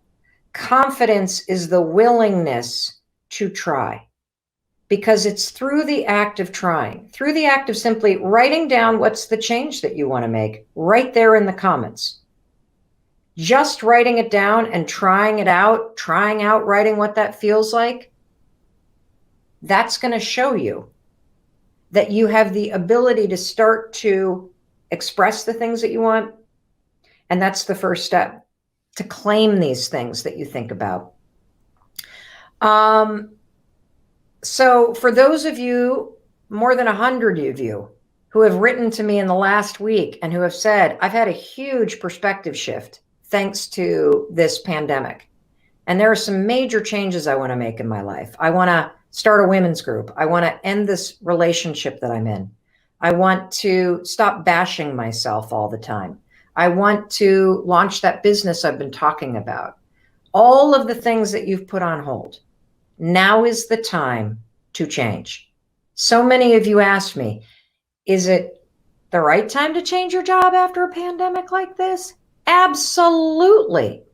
Because if you don't hear the clarity that's inside you, if you don't quiet the noise and tune in to hear, if your instincts, if your wisdom, if your knowing, if inside of you, you hear yourself saying, I got to get a new job. I got to get out of this relationship. I don't want to live where I live anymore. I want to be near the water. I want to be in the mountains. I want to be out of the city.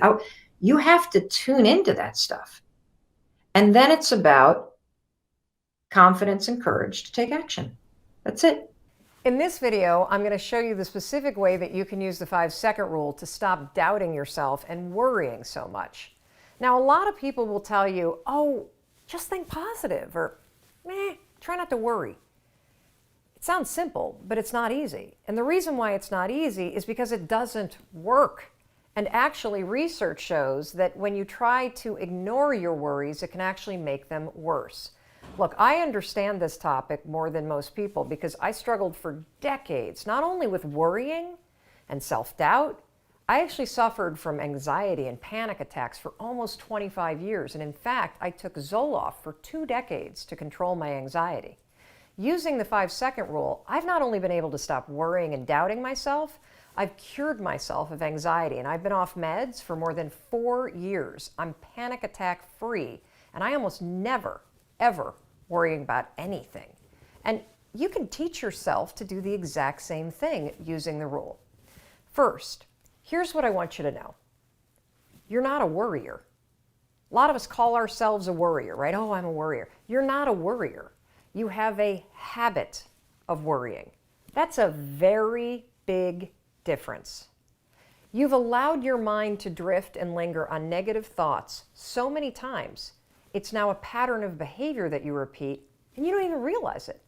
And that's actually good news, because that means that you and I can use the science of habits to break the habit of worrying and the habit of doubting yourself. In the language of habit research, the 5-second rule is what psychologists call a starting ritual. It's a tool that you can use that will interrupt the negative thought patterns that are encoded in your brain as habits and trigger positive new thought and behavior patterns. The 5-second rule is shockingly effective because it works with all the latest research about habits. What I've learned using the 5-second rule is that I do in fact have control over what I think. And when you use the 5-second rule, you'll discover that you do too. Here's how you're going to use the rule. the moment that you feel your thoughts drift, and have you ever noticed how worrying and self-doubt, they have a way of literally like taking you away from a situation. You can feel your mind go from the present moment to drifting to something negative. Maybe you're sitting at a meeting at work and suddenly you start talking down at yourself and doubting yourself. It happens like that.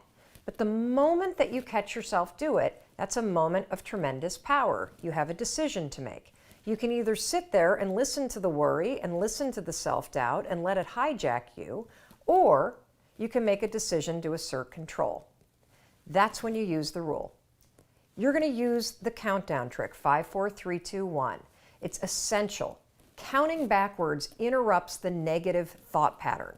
It's also going to awaken your prefrontal cortex, which is the part of the brain that you need to override a bad habit and replace your bad habit with a positive new one. So every time you feel your thoughts drift to something negative, or you find yourself worrying about things you can't control, 5, 4, 3, 2, 1, it'll switch the gears in your brain, it'll interrupt the negative thought pattern, it'll activate your prefrontal cortex, and you've just created a starting ritual that will prime your mind to accept a more positive thought. That is how you use the rule to change. Some days you might use the rule 20 times to interrupt your habit of worrying and doubting yourself. The high five habit is no different, okay? So I find myself last year at a very low moment. I am standing in my bathroom. It's a moment I know every woman can relate to. There in my underwear. I'm looking in the mirror. And of course, I am picking myself apart. I'm like, I hate how I'm getting really jowly right here. And I don't like how I've got these like big lines that are starting. And then I notice, I've got this like indent right here that I don't like. And I don't like these like kind of marks right here that go this way on my neck. I've covered them up with foundation. Realize, yeah, like, I'm and like, then this boob hangs lower than the other boob. And I'm just picking myself apart because that's what I've been doing for the past 4 decades. That's what almost all women and even men do it too. This is what I'm finding based on the research of the book. And then as soon as my mind is negative about my appearance, my mind goes negative about my day. Oh, God, I forgot to text Lisa back. I need to finish up that report. Oh my gosh, my first Zoom meeting is in 9. Oh, the dog needs to be walked.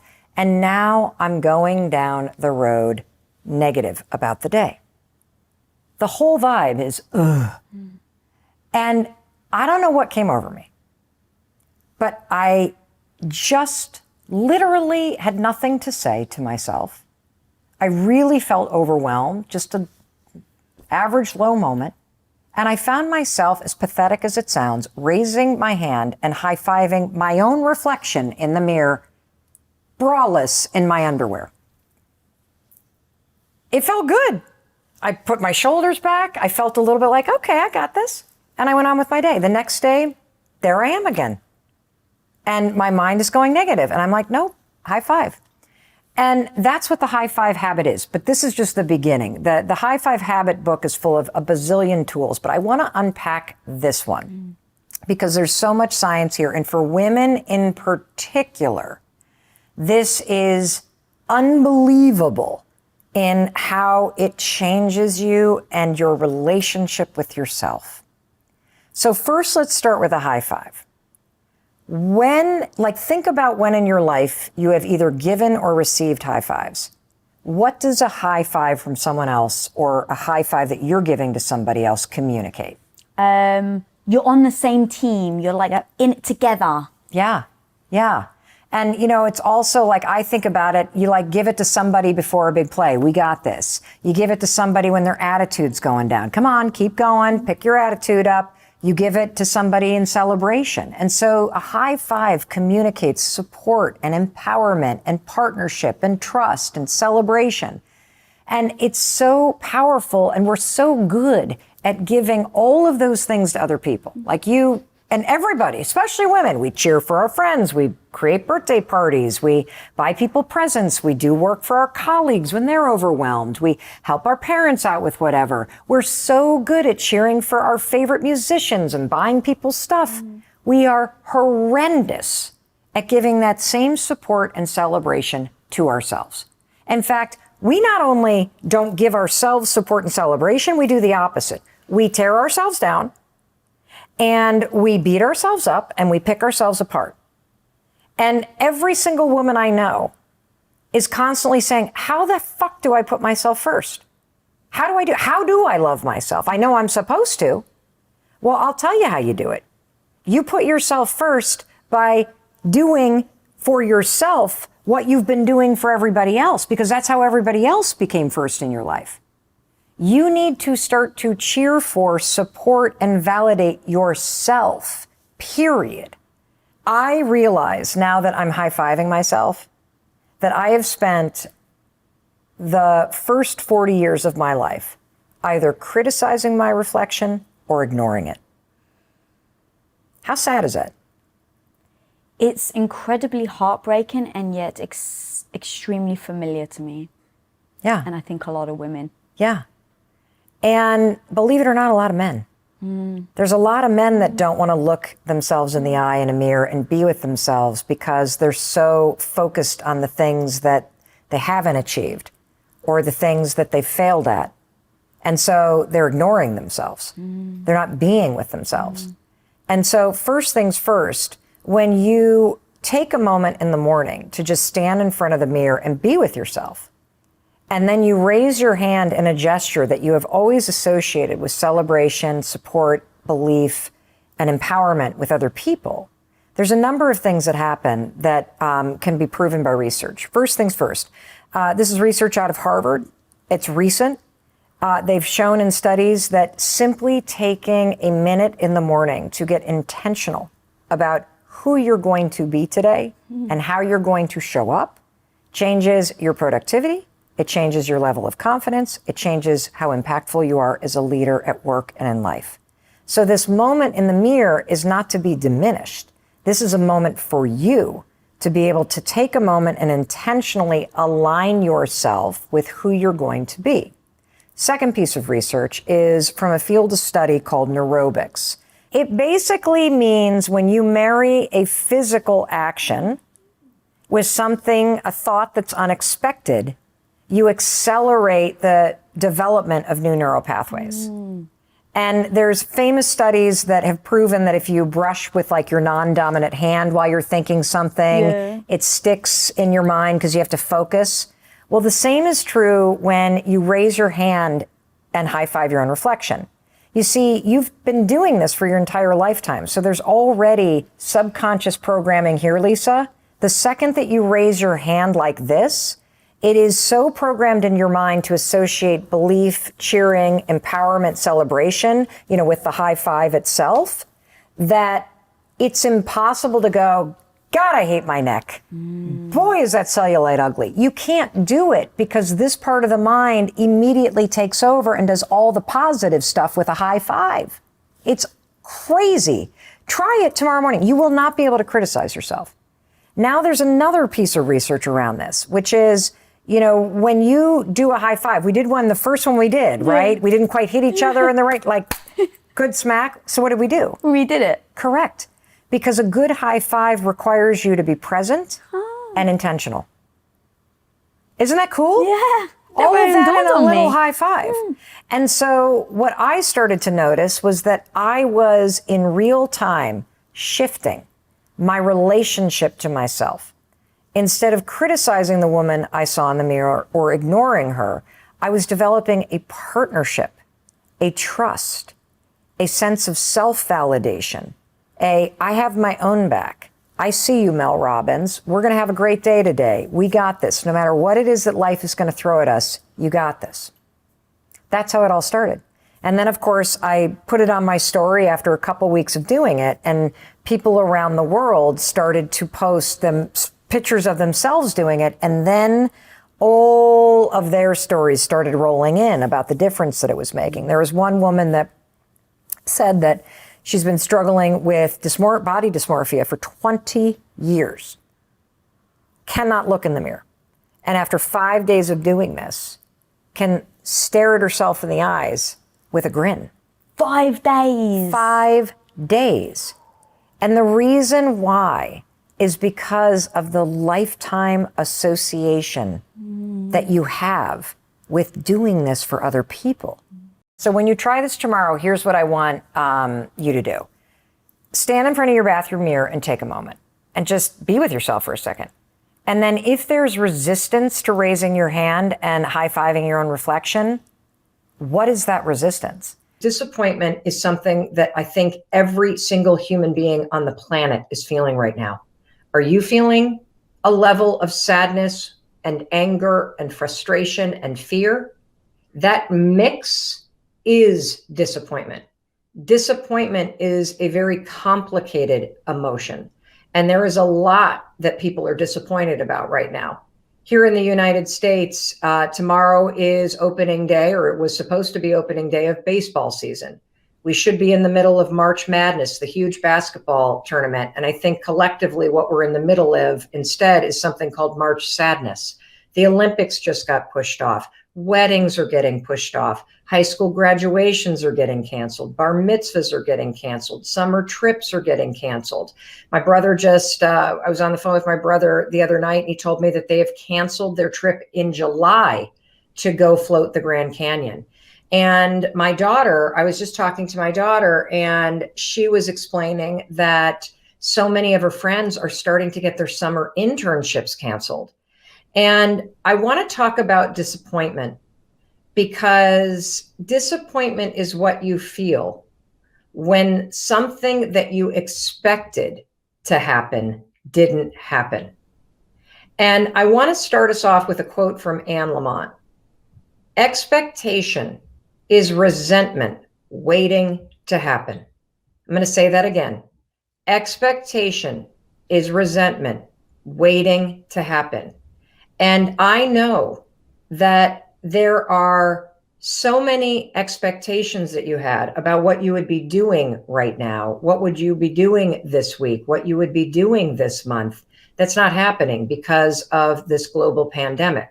And so what I want you to do is I want you to take a moment. There's one right there. I can't see my new grandbaby twins who were born yesterday. Funerals are getting canceled in Spain.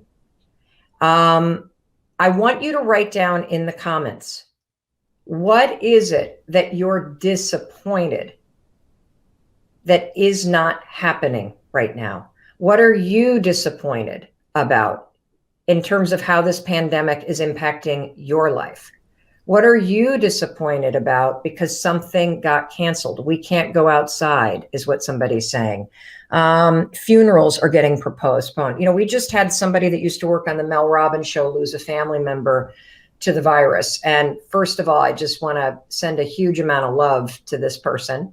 And I would imagine that maybe they're not going to be able to have a funeral in the traditional sense. And that must be tremendously disappointing. I see canceled travel plans. I see that I can't spend time with my new fiance.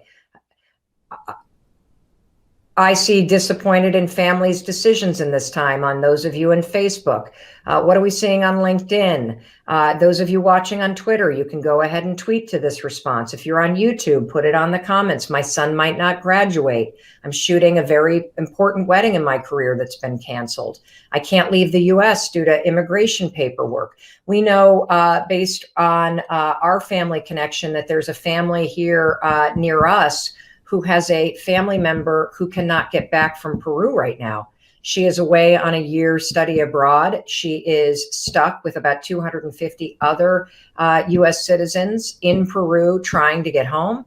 And I want you to talk about this disappointment and what you're feeling, because the thing about disappointment, I'm going to say it again, is it's an expectation, right, that's not happening. And when you have expectations that aren't met, it's a resentment that's waiting to happen. And so I bet if you have family members that are acting out, I guarantee you it's because they have not processed disappointment right now. They have not even allowed themselves to go there. And there's so much triggering stuff right now. You know, whether it's spring sports. I mean, think about what an outlet spring sports are for people, whether it's something that you watch together as a family or it's something that you do as a family. Spring break, commencement's coming up, Easter services. You know, we are going through a moment that none of us have ever experienced before. So nobody knows what the hell they're doing, right? We're just doing the best that we can. And so I think that we got to talk about the disappointment that you're feeling, and you got to give yourself permission to feel it. Because if you don't own what you're feeling, and if you don't give yourself the space to move through it, it's going to eat you alive. And it's going to cause you to act out. For me, when I get disappointed, I get sad and angry. That's what I feel.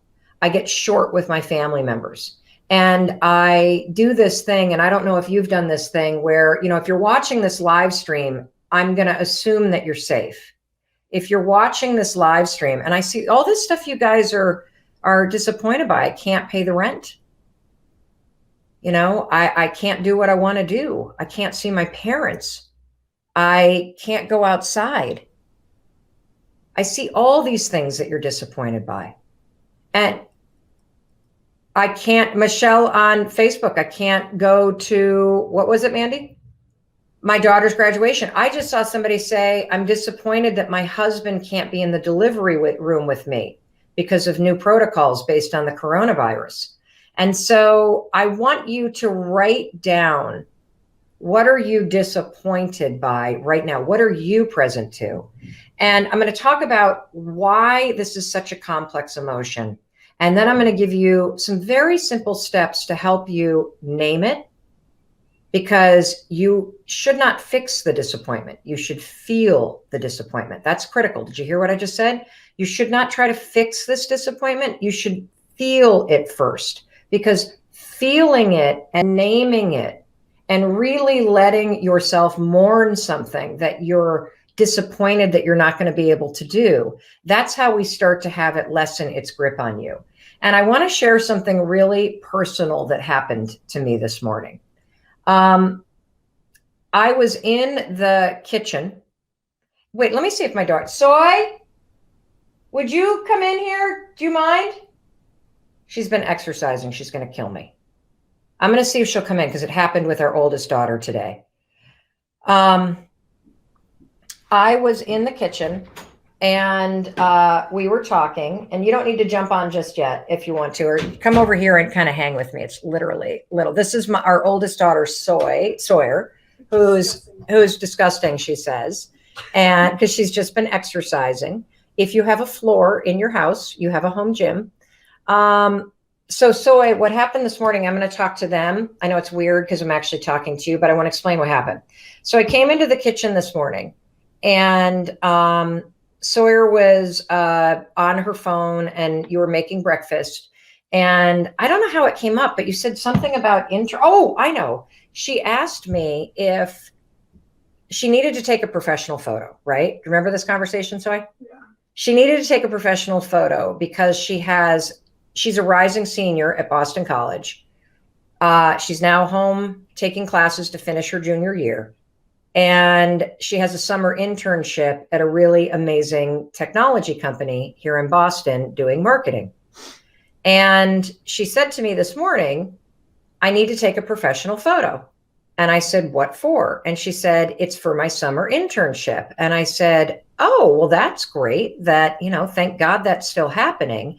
And then do you remember what you told me? I just said that a bunch of my friends' internships have been canceled. Yeah. So a bunch of summer jobs have been canceled this summer. And that creates a tremendous amount of disappointment. And I know some of your jobs have been canceled. And what happened in that moment is I did exactly what you shouldn't do. I have this thing that I do as a parent and as a person, that when I feel slightly anxious, I try to fix everything. Instead of stopping and taking a beat and listening and really getting present to what this person that I love is saying, and I'm going to start to cry, I turn into like the locomotive and I move forward 100 miles an hour to try to make everything okay. And I did that with you. Because what I did, Soy, is I said, oh, well, it's going to be okay. It's going to be okay. I didn't even ask you if you were nervous about your internship getting canceled. I just said, it's going to be okay. And then I went to fix it instead of feel it. I said, if your summer internship gets canceled, I'll find a job for you. You can work for our company. I could help you. You could help me with the live streamers. I went to fix it. And I think the reason why I went there is because it's so uncomfortable to feel these deep emotions. It's so uncomfortable to know that people that you love might be scared. It's so uncomfortable to be in the discomfort and the sadness and the anger of this moment. And so I wanted to apologize to you. I accept your apology. And I want to know, what are you feeling right now? What are you disappointed about, Zoe? I'm disappointed that my junior year got cut short right when I got to Boston College. Yep. I'm sad that I'm not with any of my friends right now, and that it's a lot harder than I thought to take classes online. I'm nervous about this summer, and no offense, being cooped up in the house. No offense. I don't know, I'm just hoping it all comes to a close sooner rather than later. And is there one thing in particular that you're disappointed about more than something else?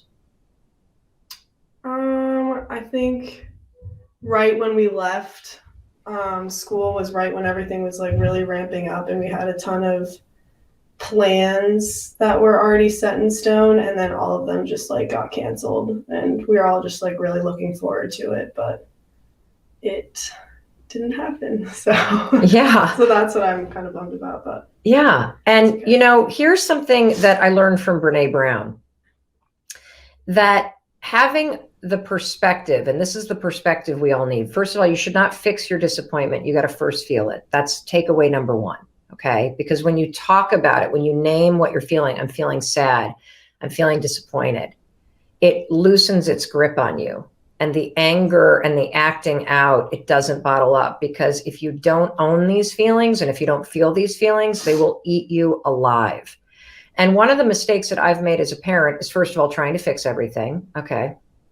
Major mistake. Second thing I've made a mistake as a parent during this time is I get so frustrated because I'm disappointed and I'm sad and I'm doing the best that I can, that I have that moment. Do you remember the movie Moonstruck, where she's like, snap out of it, where you want to just yell at somebody and go, come on, you got food, you're safe, you're going to be fine, at least you're going to college, and you try to slap perspective into somebody.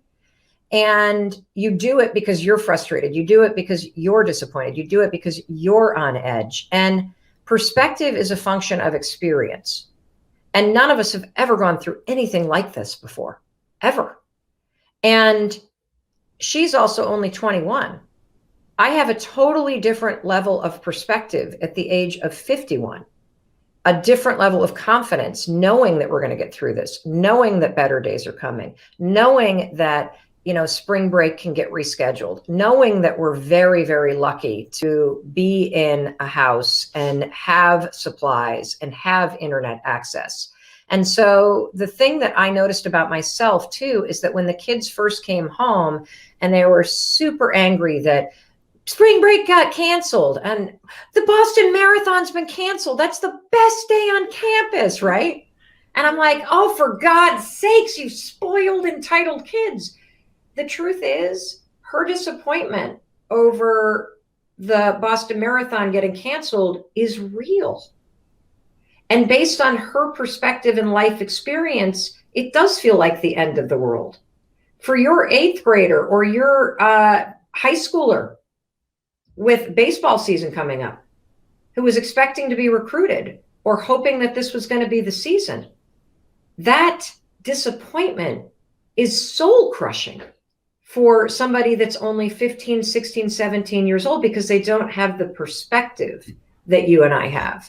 So it's so important that you understand that this is a collective moment of disappointment, that whatever disappointments you're feeling are real, and put your disappointments in the comments right now. I need you to feel it first. We don't fix it first. We feel the disappointment first. Is there anything else that you want to say you're disappointed about? I can tell you something I'm disappointed about. Sure.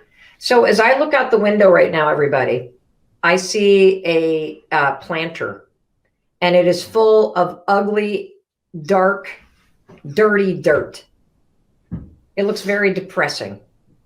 And one of the things you may not know about me is that I am a gardener. I love gardening. My parents are huge gardeners. I learned my love of gardening and my green thumb from my parents.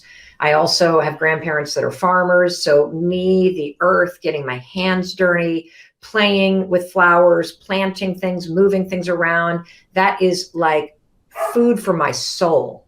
And right now is the time that I would be going to my favorite plant places, local businesses that aren't open right now. And I'd be buying my pansies, and I'd be buying my daffodils from my pots, and I would be planting my planters for spring. And doing that is not only food for the soul, but it also makes me feel so connected to my parents who are in Michigan. And I am really disappointed that I can't do that right now. And I am very disappointed that this week I was supposed to be in the panhandle of Florida, in the Destin area with my parents, just chilling out, and I'm not there. And so I am feeling this disappointment. And I want you to right now write in the comments, because we're not going to fix it first. We got to feel it first. Okay, everybody, you're going to write in the comments, what are you disappointed to in this moment? It could be really little. Anything else you want to say, Soy, about disappointment? I'm good. You're good? Yeah. Do you feel better? Yeah. Feel better. You're the best. You're the best too. Love you. I love you too. So the other thing I want you to do is, now that you're naming this disappointment, not having a hug for weeks, not seeing my boyfriend, starting to feel depressed, my husband, I'm disappointed that my surgery was canceled. Yes, I miss 30A as well. I really do. That graduation was canceled. A lot of things getting canceled. I see that. And here's what I want you to understand. Disappointment is a really complicated emotion because it's a combination of a bunch of things. It's a combination of hurt, of anger, of sadness. And here's the big one. You ready? Loss. Loss. You are literally grieving something that you expected to happen. And so I love this. I see everything that you're putting in here. My trip to California to see my best friend, not being able to get my surgery. My business is suffering. I didn't see parents on my birthday. We see on LinkedIn. We see no Zumba. And, don't laugh. Because here's the other thing that I was making in terms of mistake is I was dismissing my disappointment. I was making myself wrong for being sad that I can't do this thing outside and plant my planters. Do not invalidate yourself. Allow yourself to feel it. Allow yourself to feel it, because it's a complicated emotion. And so as you're naming it and stating it, you need to honor it, okay? So here's something that I find to be really helpful. It's very hard to see. If you ever watch the Mel Robbins show, you can go to melrobbins.com/stay connected, and you will be able to find a link to what we call a word wheel. And I use this all the time to help me find words that are helpful. Right here in the center are the words that we typically speak in. I'm sad, I'm happy, I'm angry, I'm afraid, I'm surprised. And then when you come out, I'm happy, you go and you get into these deeper, more complicated words. And on the outer edge are words like I'm disappointed, I am inadequate, I'm inferior, I'm insignificant, I'm helpless, I feel out of control, I feel perplexed. And finding the exact emotion that you're feeling is super, super, super helpful. Because when you identify that thing that you're feeling and you allow yourself to feel it, which is the hardest thing in the world to do. I mean, I just gave you an example live of how hard it is to stand in discomfort. And that's what disappointment is. It's uncomfortable. It's one of the hardest feelings to stay in because it's a mix of all these other things. I go to fixing it like you just saw with my daughter, because it's uncomfortable to stand with somebody that you love who is feeling sad or feeling disappointed or feeling frightened. And so finding your words, using this word wheel, can really help you process it faster. So once you've named it and you've felt it and you've stood in the discomfort, now let's give you a couple simple things to move through it, okay? Here we go. The number one thing that helps you with disappointment, once you name it, once you feel it, once you honor it, is reminding yourself that better days are coming. And here's how you can do that. I have found it extraordinarily helpful to pick a day out in the future. And for me, it's the end of August. I don't care what the experts say right now. I'm just picking the end of August. And I'm picking a day where I am anchoring myself out in the future, saying better days are coming. I know that. I can be disappointed that all this stuff is happening, but better days are coming. Pick a new date when the better days are coming. And here's a trick that has helped me. I want you to think about something that you would love to do once the pandemic is over, once we have gotten through this together, once we can all go outside, once our doctors and nurses are safe and sound, and all of this chaos has left us behind, where do you want to go? What is the thing you most look forward to doing? I'm going to share mine, then I want you to share yours, okay? So the thing I am most looking forward to doing is I am most looking forward to going back home where I grew up, to Western Michigan, and going out to the state park at Lake Michigan and walking across those sand dunes and walking across the sand and going out into Lake Michigan and taking a swim. When I can do that, I am now this is behind me. The disappointment is behind me. And I know that I am in better days. And once you get that visual picture, so let's first describe for me what you're going to do. One of my friends, she had a huge trip planned to Disney World. That, of course, got canceled. And so they are now picking a date out in the future, and they are going to plan an epic trip to Disney. And since they have all this time, they're going to stay in an even better hotel. I have another friend. I know what Sawyer's is going to be. My daughter, who was just in here, the best day of the year, she says, at college is when the Boston Marathon runs. That is happening now in September. So her vision is going to be that those runners are running past Heartbreak Hill, right past Boston College, and she is there with all of her friends. So now that you have, I see this beach vacation we planned for Labor Day, visit my best friend in Florida. I'm going to the beach. I can't wait to be floating on the lake, sitting on a beach. We got a lot of beach. Any hikers in the mountain? At Colorado trips with my kids. My brother just canceled a trip to float through the Grand Canyon. So I would imagine that might be his. Patty on Facebook says fishing and gardening. Vacation in Charleston, South Carolina. Maybe it's going and hanging out with your family. What are our folks on LinkedIn saying? Visiting my best friend in Amsterdam, going to Fenway Park, a concert, Hawaii, Sunday dinner with all my family present. Oh, I love these. A better day is coming. Can't you feel it? Because this is temporary. And so is disappointment. Disappointment is temporary if you don't try to fix it. If you allow yourself to feel it, if you name the key emotion that you're feeling, if you don't invalidate yourself for feeling it and you just allow yourself to mourn it, and then you remind yourself that it's temporary. Visit my best friends in Positano, Italy. Go shopping without fear. Visiting my friends in Europe. I love this. Dan on LinkedIn is going to take an RV trip.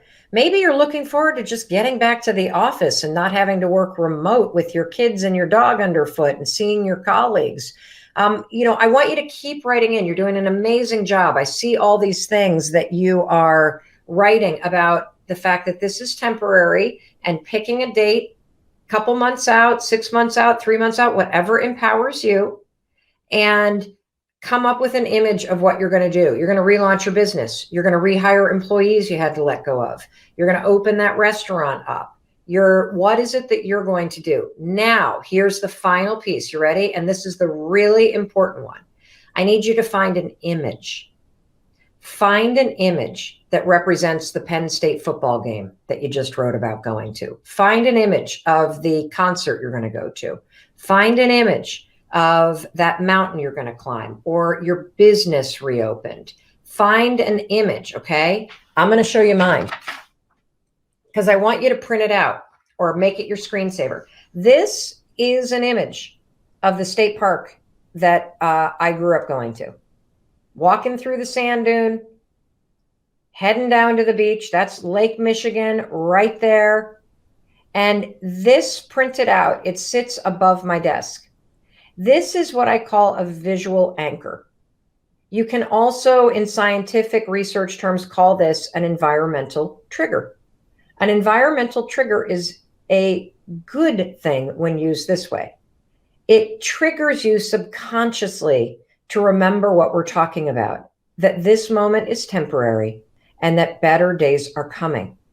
I'm not only going to prove to you that a human being can change, I'm going to give you a couple simple things that you can do if you really have something that you want to change, whether it's changing your personality, changing your mindset, changing how you show up in the world, changing how you treat yourself, changing your mental health. I profoundly believe that any human being can change. That's what I profoundly believe. I'm here with Christopher Robbins, my husband of 25 years. Chris, do you believe that a human being can change? Yeah, I do. I think that that's new for you. What I'm going to do is just look straight ahead. it is a. I don't want you to look at the camera, just look straight ahead. Hi, everybody. I don't know that I necessarily have always not believed you can change, but I'm not sure I've invested as much time and energy of late thinking about the level to which one can change. And of course, that's what's prompted this conversation, is just my brother and I talking about what our childhood was like, what we grew up with, what our dad was like. And Which was what?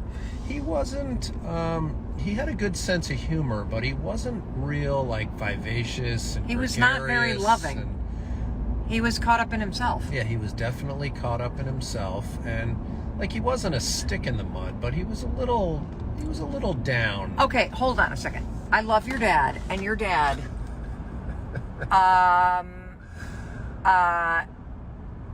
had OCD. Definitely. He was way more concerned about the house being in order than hanging out with you guys. And he was way more concerned about what he was working on and his friends than he was about you. Yeah, true. And you have used the words emotionally neglected.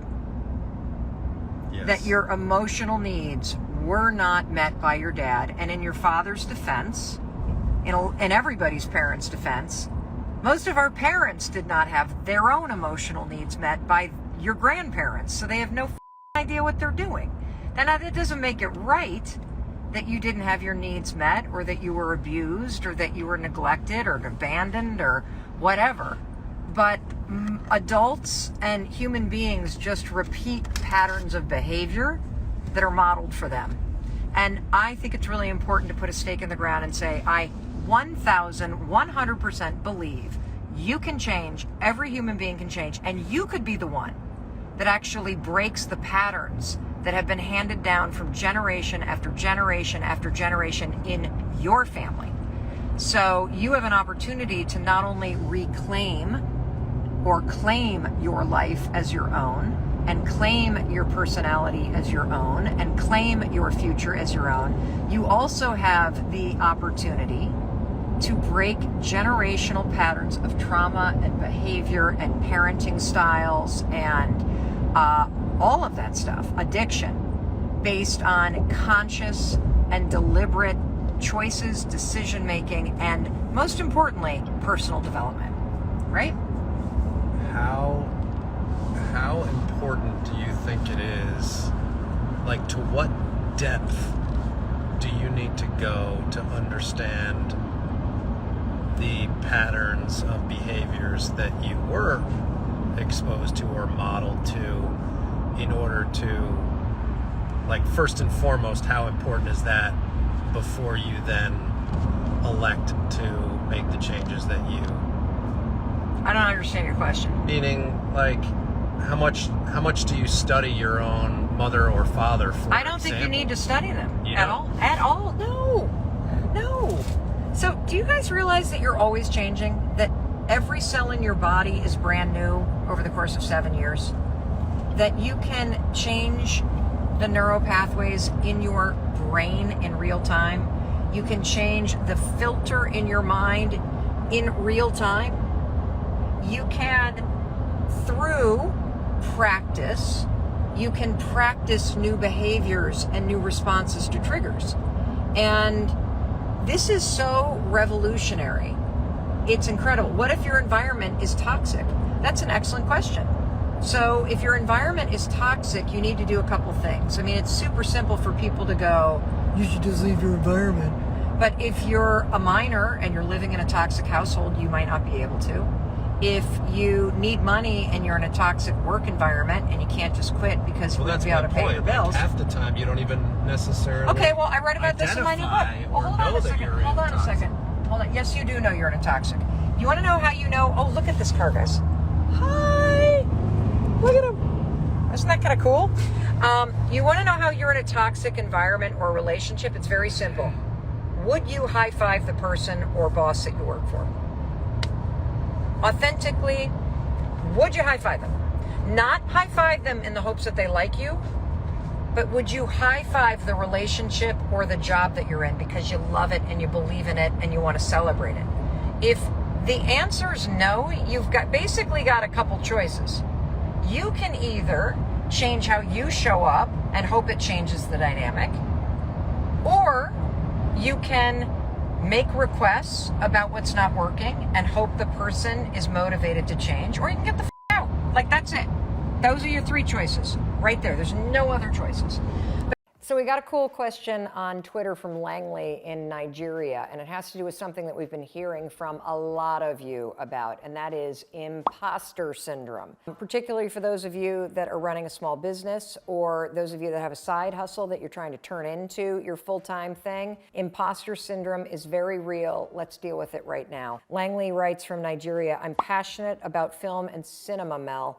I tweet and I blog about it. People are inspired by what I write. But when I'm offered certain opportunities, I clench up and suddenly feel like an imposter who will mess up and be found. I'm 36, I'm single, in a paycheck to paycheck situation, and feel like I have wasted many years due to overthinking, self-doubt, and never feeling good enough or ready. How can I overcome this? Well, you can't. You can't overcome the feelings that are rising up, Langley, but you can take action despite them. That's a very important distinction that I want each and every one of you to understand. The things that you're feeling, clenching up, feeling like you're not good enough, feeling like you're not ready, doubting yourself, kind of spending too much time thinking about how much time you've wasted, all that's normal that we all do.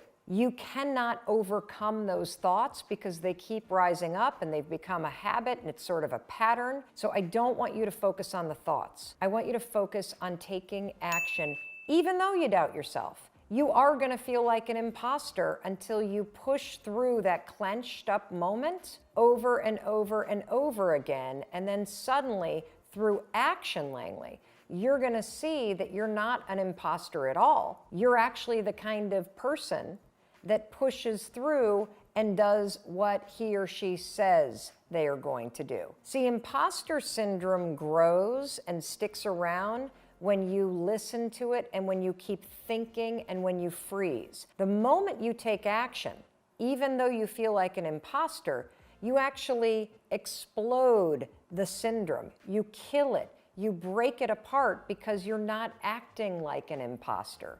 You're proving to yourself through the action that you know what you're doing. Now look, the feelings are going to take a while to catch up. The first 16 jobs that you do where you feel nervous, those nerves are going to be there with you the entire time. Feeling nervous is normal. Letting it stop you is a choice. I say this stuff all the time because this is what you're struggling with. If you suffer from imposter syndrome, it's not an issue of whether or not you have the skill. The problem is that you have a pattern of thinking in a way that stops you the moment you start to doubt yourself. If you want to be successful in business, if you truly want that side hustle to turn into your full-time thing, you have to learn how to let the feelings of doubt rise up, but take action anyway. You've got to learn to embrace the fact that you're gonna feel like an imposter, but you, my friend, are the kind of person that moves forward anyway. You're passionate about film and cinema. Awesome. Keep tweeting, keep blogging. When people write to you, when they hire you and you get that clenched up feeling, that's a great sign. It means you're about to do something really cool. That's when you're going to just recognize the feeling, 5, 4, 3, 2, 1, take action like the rock star film and cinema guy that you are. I hope that that helps, but the only thing that's going to help you with imposter syndrome is for you to not listen to it and take action anyway. The barrier is everybody gives a shit what other people are thinking. Yeah. And so they're on camera or they're on a microphone trying to be smart or concerned about whether or not they look good in the shot. Concerned about how they sound, whether or not they stuttered, if their neck is turning red, like whatever it may be. And they're so up here that they're not actually being true to just saying what's right here. Absolutely. Whether you're speaking from the heart, speaking from the gut, like that is the skill to develop, is the ability to be more like an 11-year-old that gets on camera and can just be themselves instead of being a 49-year-old person censoring themselves. Got it. And that's what I'm talking about when I talk about the truth, when I talk about authenticity, that people really want to feel that connection. And the only way that they're going to feel that connection is if you do the work to remove the own veneer and the own barriers that you put in between you and other people. And the number one thing is everybody gives too much of a shit about what everybody else thinks. Absolutely. And you know who they think they're worried the most about? Their friends. Yeah. If I put this thing up, not for my friends, but for the people that I'm trying to build a rapport with online, my friends are going to judge me. Your friends. Seriously. If you're out to make a difference, if you're out to share something that is important to you, if your friends don't like it or don't support you, they're really not your friends. Absolutely. You know? Yeah, no, definitely makes total sense. And it's a really hard lesson. It's a very hard lesson because everybody's always judging everybody else. That's why you can't worry about it. Do you have like recommendations for how people just get started, like from moving from that, like to basically move from their mindset of I care too much to I don't care as much? Like, are there steps that you recommend people take? The only step that really works is action. Okay. Because if you're stopping to think about what people are thinking or whether or not you're worried about what people are thinking, you've already fallen into the trap. Okay. The second that you push yourself to get started through the action itself, you are proving to yourself that even though you care what everybody thinks, you're gonna do it anyway. Okay. And so that's why I talk about the 5-second rule. The 5-second rule is how you interrupt the excuses, the patterns, the concerns, and the fears that you have, whether it's perfectionism, whether it's disappointing your parents, whether it's being judged by your friends, whether it's looking stupid when you post something, whether it's screwing up and saying something that a bunch of trolls come after you for, right? All those things that everybody's concerned about, that can stop you forever. Absolutely. If you go 5, 4, 3, 2, 1, You break the part of the brain where all of those trappings are, and you awaken your prefrontal cortex, which is the part of the brain that you're using when you're creating content, when you're speaking with courage, when you're learning something new. And so that's why this simple brain trick that I invented is exploding around the world, because every last one of us is exactly the same. Exactly the same. You and I, we want the same thing. We want to actually live a life where we get to express ourselves at the highest level. We're all want the same thing, and we're all stopping ourselves the same way, by thinking too much, by buying into the lies that self-doubt tells you. And so I'm here to tell you, you can cut that off at the knees. 5, 4, 3, 2, 1. You can make a 5-second decision. The second you feel that doubt, the second you feel that concern, the second you feel that fear, and you can literally feel it and actually move anyway.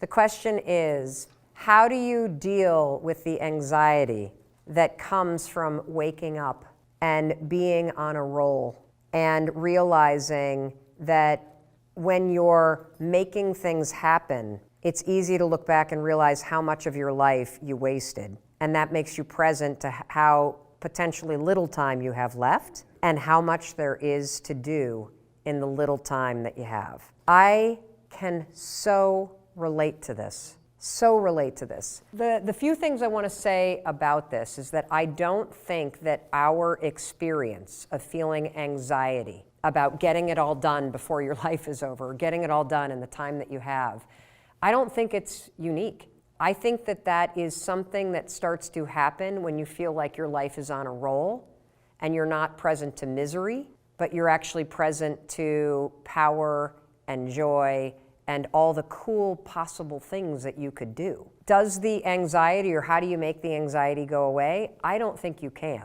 I think that that is a very normal thing to feel when you're a big thinker and you become present to the fact that when you put in the work and when you focus, you really are capable of creating just about whatever you want in your life.